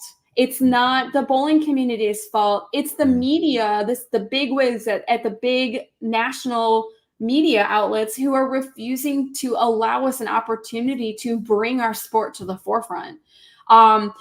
There's something to think about too. This year was the first year ESPN Plus did a television show for this Conference USA Championships, the NCAA Division I Conference Championship, where Jacksonville State, Sam Houston State, Stephen F. Austin, Youngstown, Vanderbilt, Valparaiso, Tulane are a part of that conference. It was the first time they streamed it on an ESPN channel. Why is this not happening with everything else? Why are they not allowing this to be available to the mass public? Things like that. I think they need to do that. Yeah. I'm sorry. I don't want to see somebody hit a ball on grass and get it in a cup. I'm sorry. I want to see and I understand there are golfers everywhere. I'm terrible at golf. But I just think bowling, unfortunately, is always going to be disrespected, and it makes me absolutely sick. Like if you diss bowling in front of me, it's just same. When I go into a tournament or into a center and I hear bowler or people who come in and they're making negative comments about my sport, I look at them and I go, and I do this with all my students, when they find out I'm a professional athlete, I talk about my career in the sport on the first day of classes, and I'll get bowling's not a sport. And I say, okay, then why don't you go out and bowl 12 games in one day in under 8 hours, and then tell me how you feel. And 15 pounds. Anybody can bowl 12 games. Yes. But can you bowl 12 games and pure every shot, or try to pure every shot, or throw great scores, or not have them like a full physical meltdown or a full mental meltdown? Because if you can't equate bowling to, say, football, then we have a huge issue in our country. When you go outside of the United States, I think of Malaysia and I think of Singapore and I think of all the international teams in the Far East. They truly are recognized as a sport there. And it's awesome. Their international countries do that. We, as the United States, yes, we have Team USA. We have Junior Team USA. Yes, they're recognized. However, I have yet to see any big conglomerate of NBC, CBS, or ABC do something about our bowling program, our USA team, unless they win a world title. Yeah, it's garbage. It's garbage. And you know, I know of this of Kelly because I guess she told her teachers, Kelly Kulick, that she wanted to be a Pro Bowler when she was in the 5th grade. Yes. I can only imagine. Oh, Kelly, come on now. They probably looked at her like she was psychotic. Yeah. And now look at her. She's like, she owns. I mean, my God, she won a tournament of championships and she won against Chris Barnes. I mean, that was the epitome of women's sports, seeing her win. Missy Perkin winning regionals against the men, Liz Johnson winning regionals against the men. Mm-hmm. And then you see this now Kelly Kulick, she's the head coach for Junior Team USA. And she's an internationally known player in person. Yeah. They don't want to, the big wig brands or those media people do not want to capitalize on this opportunity.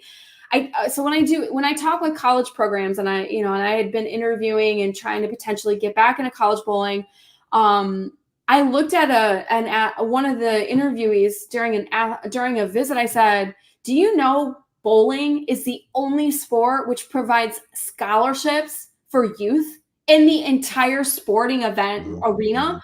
And they looked at me, they're like, you mean golf doesn't get scholarships and football? And I said, no, because golf, if you're an amateur, you get like a gift card from the pro shop or whatever. You don't get money when you're playing golf tournaments. In bowling, you can start earning scholarship when you're 5, which means from the time you're 5 years old until you're 18, you could potentially earn enough money to pay for your first year of school. Please tell me why we are not talking about this in our sports. Why is football? I get football's driven by revenue. I get that. Okay.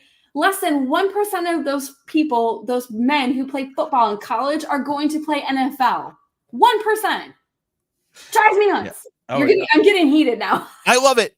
This is why I did this podcast. People, if you don't have coffee to give Nichole, just tell her that, No, I'll tell you something. I was told when I was I was 20 years old or something like that, 21, that I could bowl juniors forever because of my disability. I ran that the following year. I just like, I'm out. Oh, I did not know that. I don't know if that's true. Like, can you imagine what's that dude doing at junior gold with a beard? Is he a parent? No, he's a bowler. No. Hey, yeah. You know what I love. I love how our sport can embrace all levels. I love watching the youth bowlers. I love one of my amazingly good friends, John Wukash Jr. If you're not friends with him on Facebook, Derek, you may want to look up him and friend him. He got promoted to the head coach for the deaf Team USA team. Spell his last name? Wukash, Wukask.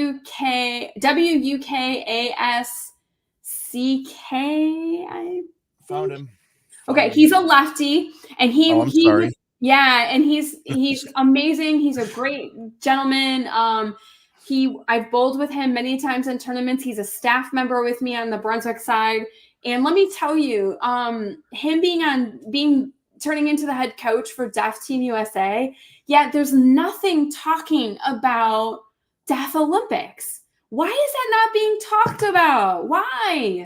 It drives me. Or Paralympics. I mean, bowling is a sport everybody can do. You can be a 2-year-old and go out there and bowl. You can be 90 years old and bowl. You can be 100 and still bowl the USBC Open Championships. You hear that, Parker? You could be 100. You look like you're 95. No, I'm just kidding. I mean, you can't play football. You can't play football sometimes, except for unless you're Tom Brady. And then Tom Brady played until he was 48. Here's the thing, and we gotta get some comments on Facebook here. So Chris Leslie says hey to you. Hi, Chris. Miss you, friend. He's in Vegas. He lives in Vegas. Joey Petzold says mental game did it for me in his junior year. I'm not sure what he means. High school. He says it's about time. It's about time and commitment. They put in day in, day out, and the amount of practice during the week following travel and tournaments. You have to have the stamina and the mindset to bowl. Yes, absolutely. Yeah. So I am sorry that, and Mark London comments. Where's Mark? Hold on. But anyway, what's up to everybody? Thanks for watching. So I don't know. I think the thing that is setting us back is we're throwing an object at smaller objects, and that bugs me. That bugs me that people look at it that way. I agree. I couldn't imagine. I feel like I'm getting I feel like radio is defining me more than my bowling is at this point in my life. But I wouldn't be where I am today if it wasn't for the sport of bowling.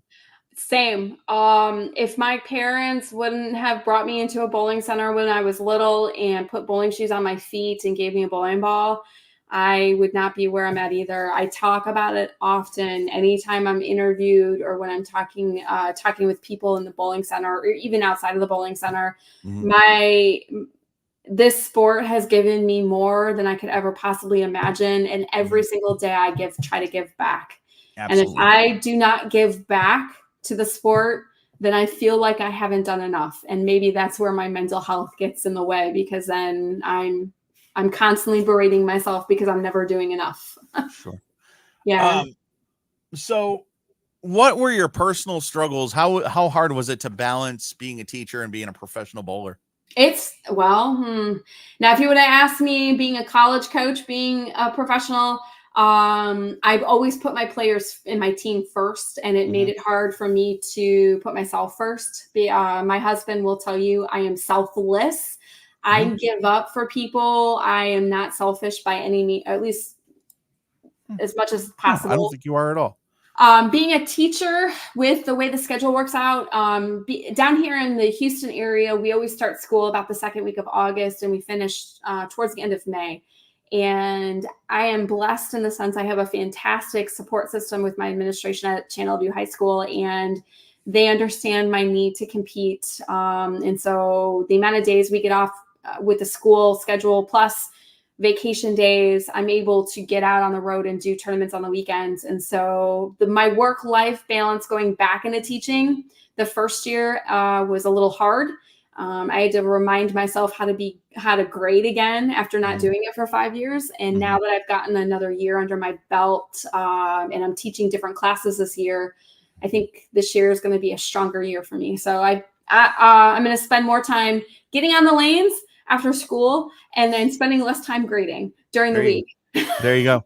How is life for you today compared to, because I've known you for quite a few years. Yeah. And like you've gone through some things, and we don't necessarily have to go through them. No, it's okay.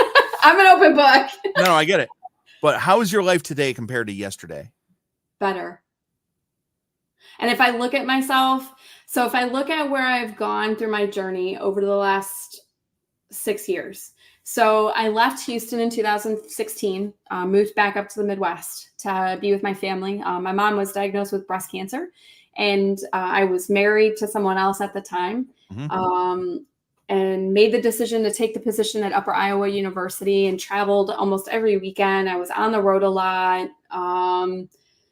And looking back at it, the experience has allowed me to grow as a person. And I met my soulmate in Steve. He's the love of my life. Without him, I would be nothing. I thank him every day. I don't say it enough. He has saved me in more ways than I can think. Having people in the industry who have supported me 100%, regardless of the good or the bad. I'm slowly starting to try to wake up every day and feel like things are getting better. And yes, it's going to take me, I think, another couple more months to get to that level where I can say I'm 100% feeling better mentally and physically. I've woken up from yesterday to today, since I have power, better today than I did yesterday. Yeah. Well, let me tell you this, and we're done with the regular questions. We're about to get into the fun stuff, the fluff stuff. Okay. But let me tell you this: I've seen you post. I've seen some of the heartbreak you've had to go through. I'm really proud of you. Thank you. Because you've come out and you're a strong woman and a great woman, and you're awesome. Thank you. I appreciate it. While I have not been as vocal about my journey, at the same time, I want others to know you're not alone in a journey. And if you feel like you want to reach out and talk with me, feel free. Yep. I am always willing to talk with someone to know what's going on and Yep. help them out. Yep. All right. When was the last time you bowled 300? Long time ago. Okay, you're gonna bowl one tonight, and it's gonna be the easiest 300 you ever bowl. You just need your voice. Do I need a bowling ball? Because I don't have my bowling balls are downstairs. If you want to hold one, go right ahead. So when I created this podcast, I've seen a lot of podcasts. Everybody has 10 questions. I do 12 because flush in the pocket means that's a strike, right? You get a strike. Flush in the pocket. So 12 strikes is a perfect game. So we're going to go 12 strikes with Nichole Landry. Well, hold on. Before you do that, Derek, FYI, I am known for leaving pocket flush 8 pins. It's called the Nichole Special. So no, it's called the Randy Peterson, isn't it? No, that's the 9 pin. I thought it was the 9 No, pin. that's the 8 pin. Oh, well, and either way, so, I mean, I'm all for flush pocket strikes because right now I need them. Yes. And, yeah. Oh, my gosh. You didn't see the worst break in bowling when Randy left a solid 8 to lose to Ernie Schlegel? I saw it on video after the fact. I did not get to watch that show. I don't remember what year. What year was that? 95. Yeah, I was 95. Fresh out of high school. I probably missed it. I think if I asked my dad, I bet he saw it. So I don't know if I saw it live, but when I had Ernie on, like I said, that was a 4-hour podcast because he was like, I want to get my notes. And I'm just like, I'm asking you the questions. Why do you need notes? But anyway, so Ernie loves to talk. I love Ernie. I would do it again in a heartbeat. All right. So one of my questions, and listen, Randy, if you ever watch this, I love you to death. I'm not bashing you. Nobody's bashing you. We love you. One of my questions for Ernie was, if Randy Peterson showed up for Thanksgiving, is he welcome at your table? And he says, he has to congratulate me. So he didn't congratulate him. Yeah, he didn't congratulate him.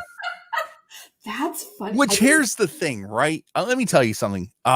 Before you guys don't need to give me your time. I mean, if you wanted to, you could be watching The Bachelorette right now instead of talking to me. Yeah, no, because it's a bunch of fake reality.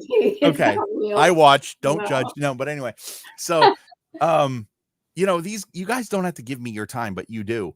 And Ernie talked to me on the phone for like 2 hours once.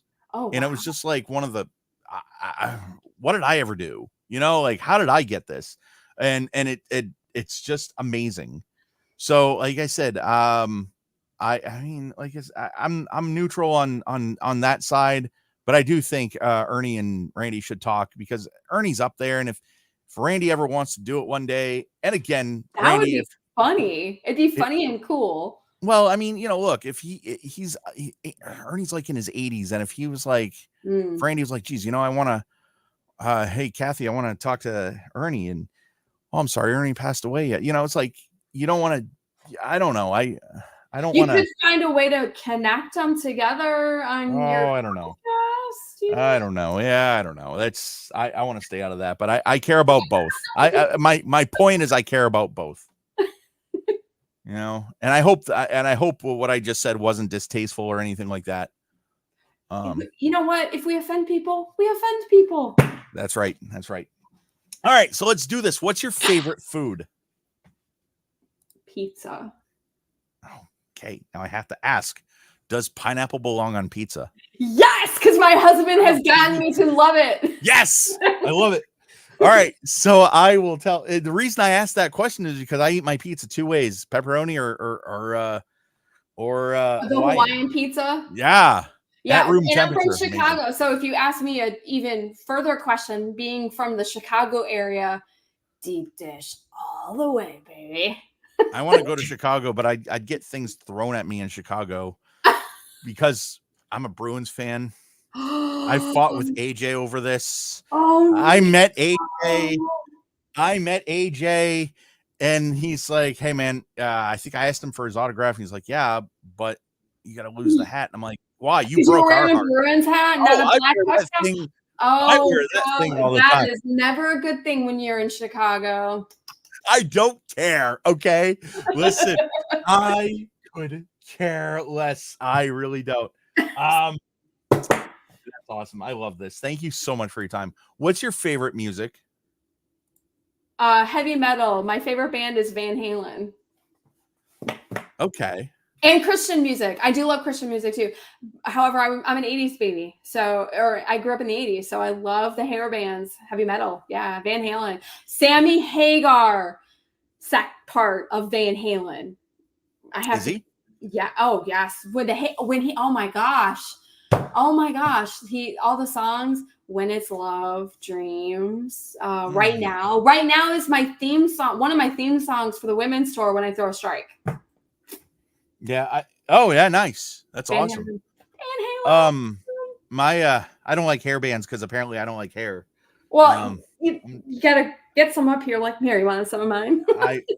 I think I'd rather borrow from Kyle Troop because he's got enough. I love his hair too. His hair is phenomenal. I love it. I think I'll see him this weekend too. I think he's bowling Lucy too this weekend. I think. Nice. That's of course he's bowling Lucy. If he ever doesn't bowl Lucy, I'm doing what do they call it? When the welfare check. I'm gonna call the police and do a welfare check on him. Yeah. What do you do to take your mind off of bowling?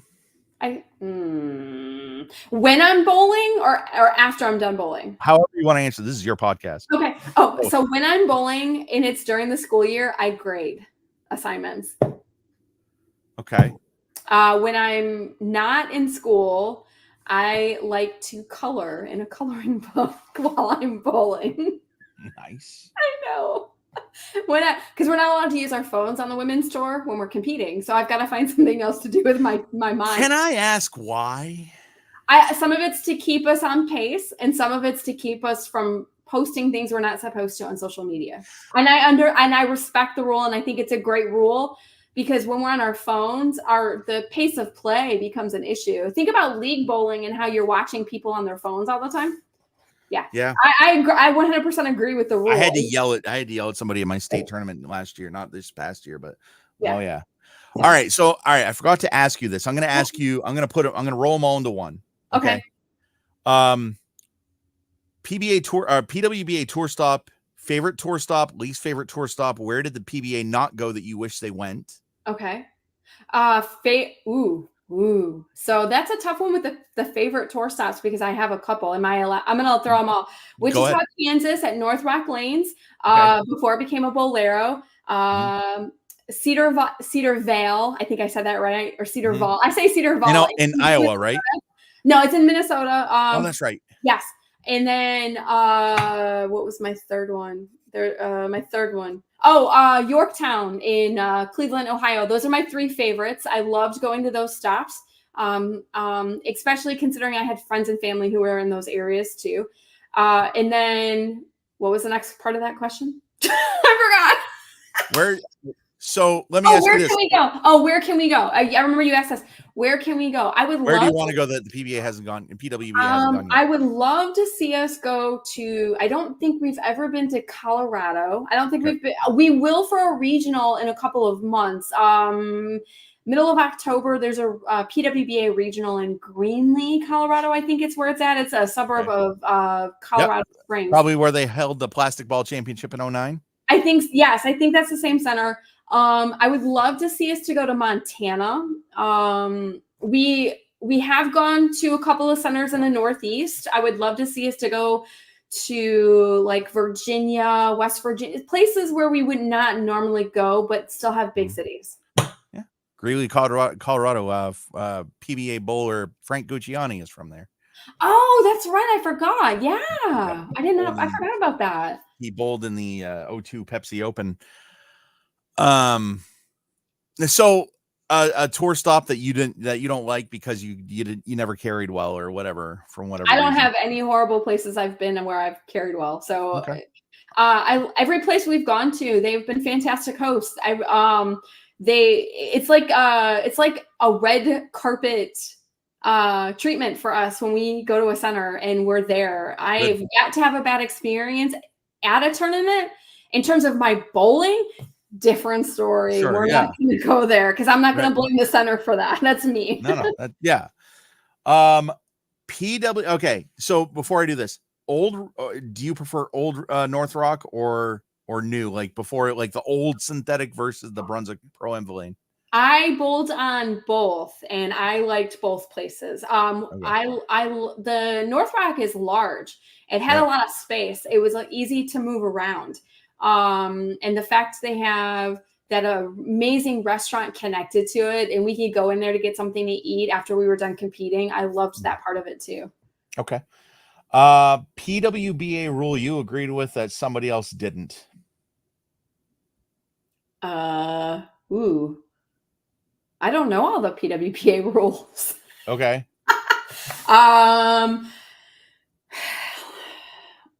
They're all there to protect us. So there's not one that I'm a rule follower. Oh man, that's rules. right. She's a teacher. Oh yeah. Oh, I follow man. the rules. I even argue with people who don't follow the rules when it comes to the tour. Yeah. Okay. I follow the rules. Is there a rule that you? So there's not a rule that you don't like? No, because they're all there to keep us safe and sound and do what we have to do. How about this? What's not a PWBA rule that should be?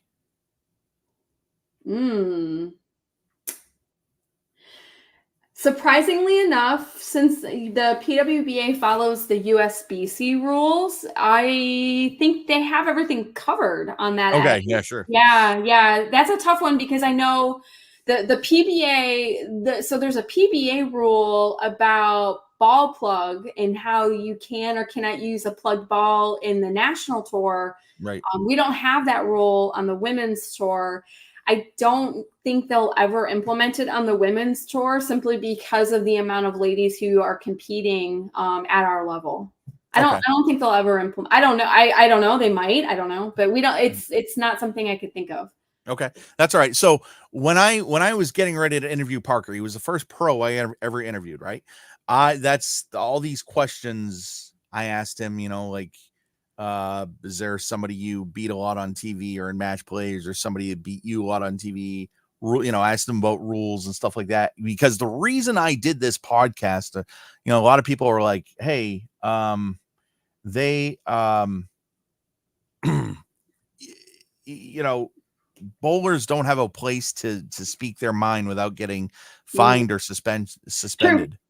So, you know, Mike Machuga and Ryan Schaefer kind of inspired me to do this. They don't know it, but they inspired me to do this because, like, every time they have a rant on social media, it gets picked up. Right? Yeah, it's not. I'm not okay with that because you're a pro bowler doesn't mean you can't have an opinion. You know what I mean? True, and I'm a rule follower. Whatever the rules are, I'm going to follow them. I try not to break the rules. I try. Yeah. What is your favorite? Where is your favorite vacation spot? Hawaii. Okay. All right. Nice. Let's see. If you could have dinner with 3 people living or past, who would they be? Ooh. Okay. I will start with Earl Anthony. Sure. I had a chance to meet him once before he passed away. I never had a chance to have dinner with him. I think sitting down and talking with him about the olden days of the tour and how he was a part of it. If we are looking at that, so that's bowling related. If we're looking at science related chemistry, Marie Curie, because of course she's one of the instrumental people in chemistry. I would love to know where her mind was at when she's talking about this stuff. And then my grandpa Norling, who passed away in 1997. He was influential in my life to become a chemist and pursue a science degree. I would love to have dinner with him again. Yeah. You know, I'm sorry for your loss. It's been a long time. I remember where I was when Earl passed. I was watching Sports Center, and then all of a sudden I see Earl Anthony. I'm like, why the hell are they showing Earl? They don't care about Earl. All of a sudden he's dead. Now they care. I was working at ABC, WIBC at the time of his passing. Yeah. Yep. Rest in peace, Earl. I'm sure he'd do this podcast without any issues if he, you know, if he was here. Yeah, I think he would. Oh my God, absolutely. What are you binge watching right now? Once Upon a Time. Okay. Yeah, it's a TV show which was on ABC. It's about characters who were put under a spell, and they're fairy tale characters. A couple weeks ago, if you would have asked me the same question, I was binge watching Dynasty, the reboot version of Dynasty on Netflix. So like what, I'm a true crime guy. What genre do you usually watch? Everything except for reality TV. How dare you? I Anyway, I can only handle a little bit of reality TV. I find some of the stuff fake. It drives me nuts. you know what you might want to consider watching is Claim to Fame. That's interesting. Someone also suggested I watch it. I'm since I've heard it now for 2 times, I might take a look at it. Usually I won't watch something until I hear other people talk about it. Yeah, and I watch a lot of. Now this is going to might shock you considering how nice you think I am, but I'm binge watching Signs of a Psychopath on Discovery Plus. On Discovery Plus, yes. I think I've watched 2 of those episodes, and I haven't had a chance to go back to it. I'm fascinated by it, actually. Yeah, I'm fascinated by it. Yeah. What's the best advice you've ever been given?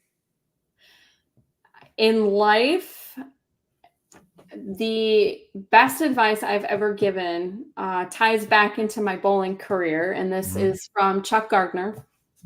I was not doing well in a tournament, and I will say it was in Eagan, Minnesota. I had high expectations of myself. I bowled poorly. I was really upset, and me trying not to create drama, and sometimes we get a little dramatic, and he pulled me off to the side and sat me down, and we talked, and he goes, "Nichole, I want you to be you. Just be you. Be who you are. Stop trying to be somebody you're not." And it really resonated with me, and I continue to use his advice when I'm coaching others or when I'm talking about anything involving life. So be me.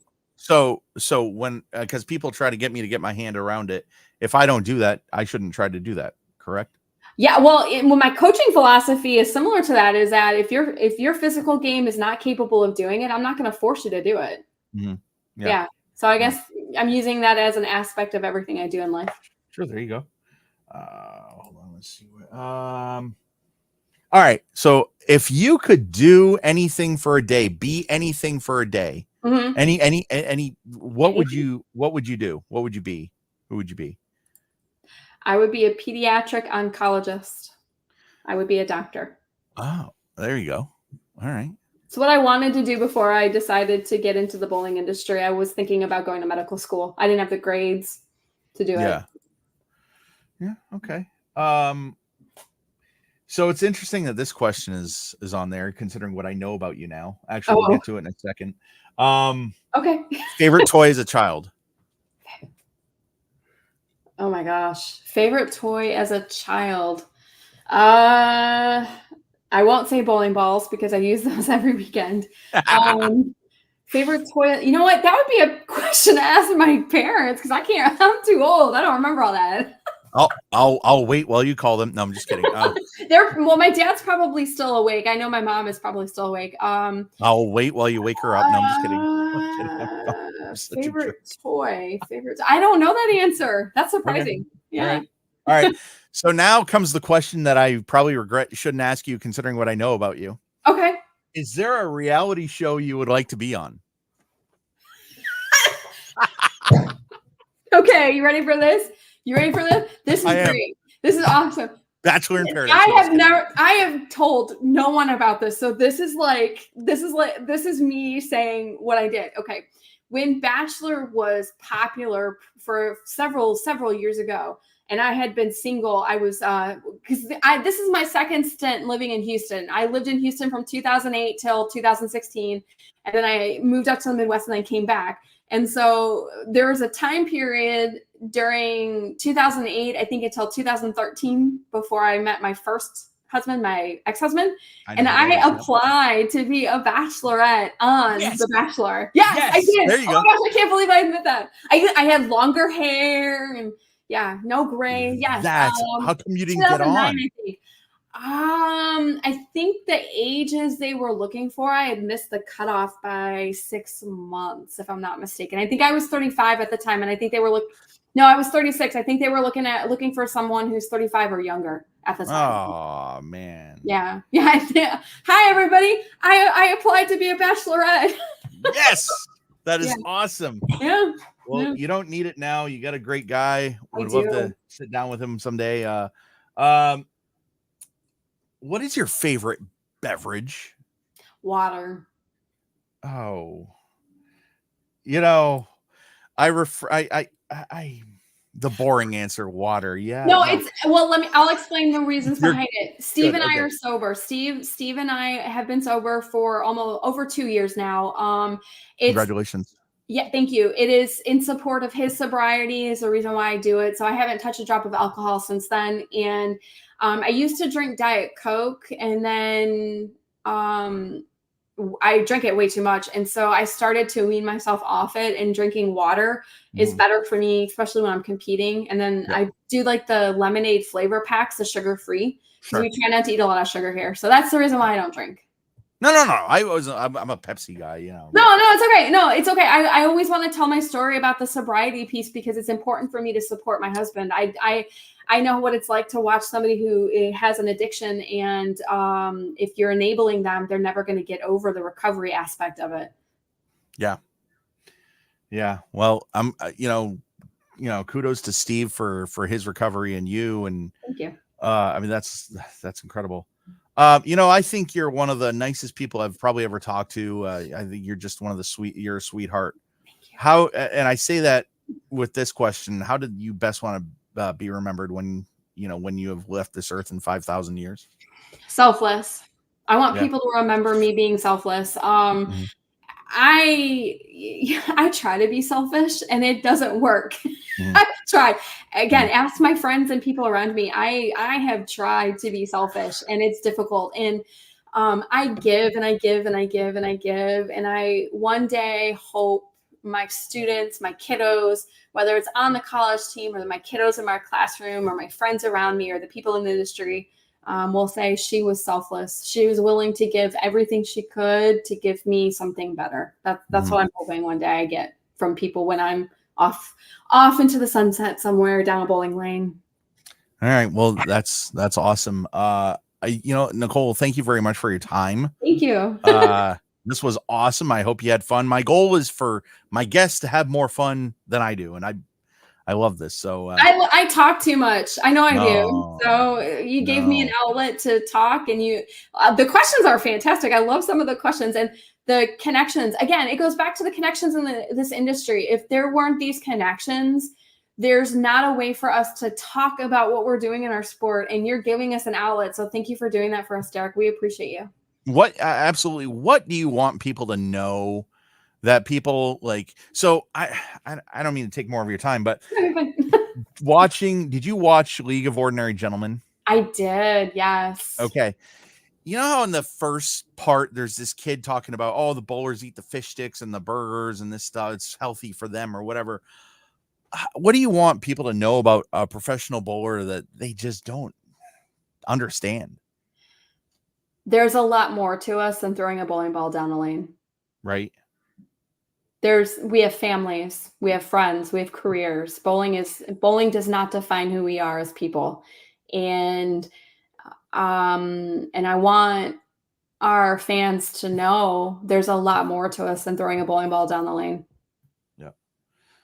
Yeah. I mean, a past guest, I don't think Amleto Monticelli could do what he did in his career, being like my size, I mean, you need to be in shape. You need to be in. We all do. And in some capacity, we are all in shape, and we're not, I will not judge someone for what they do in their lives versus I will not want someone to judge me for what I do in my life. Yeah. Except for not watching reality TV. I will judge you for that. Yeah. I'm sorry. I just, I promise you're good. I have tried. Believe me, I have tried. You're good. Listen, I love you to death. Thank you very much. Tomorrow night, AJ Johnson. Yeah. I can't wait for that. Well, please tell AJ hello for me. What time are you having him on? 8:00 Eastern. Okay, so 7 p.m. here. So Yeah. I think sadly I'm in the middle. I started back at work today, so my schedule is varied with days. So I'll probably miss it. So please tell AJ, Nichole. Well, you'll have to say Nichole D. Paul because I don't know if he knows I got married yet. Please tell him I said Yep. hello. I will definitely do that, Nichole. Thank you so much. I'll see everybody tomorrow night. This has been Flush in the Pocket, presented by Brunswick, sponsored by Just in Time Recreation. And I'll tell you what, if you want, wait real quick and I'll tell you off air how I got the Brunswick deal. But everybody, I'll see you tomorrow.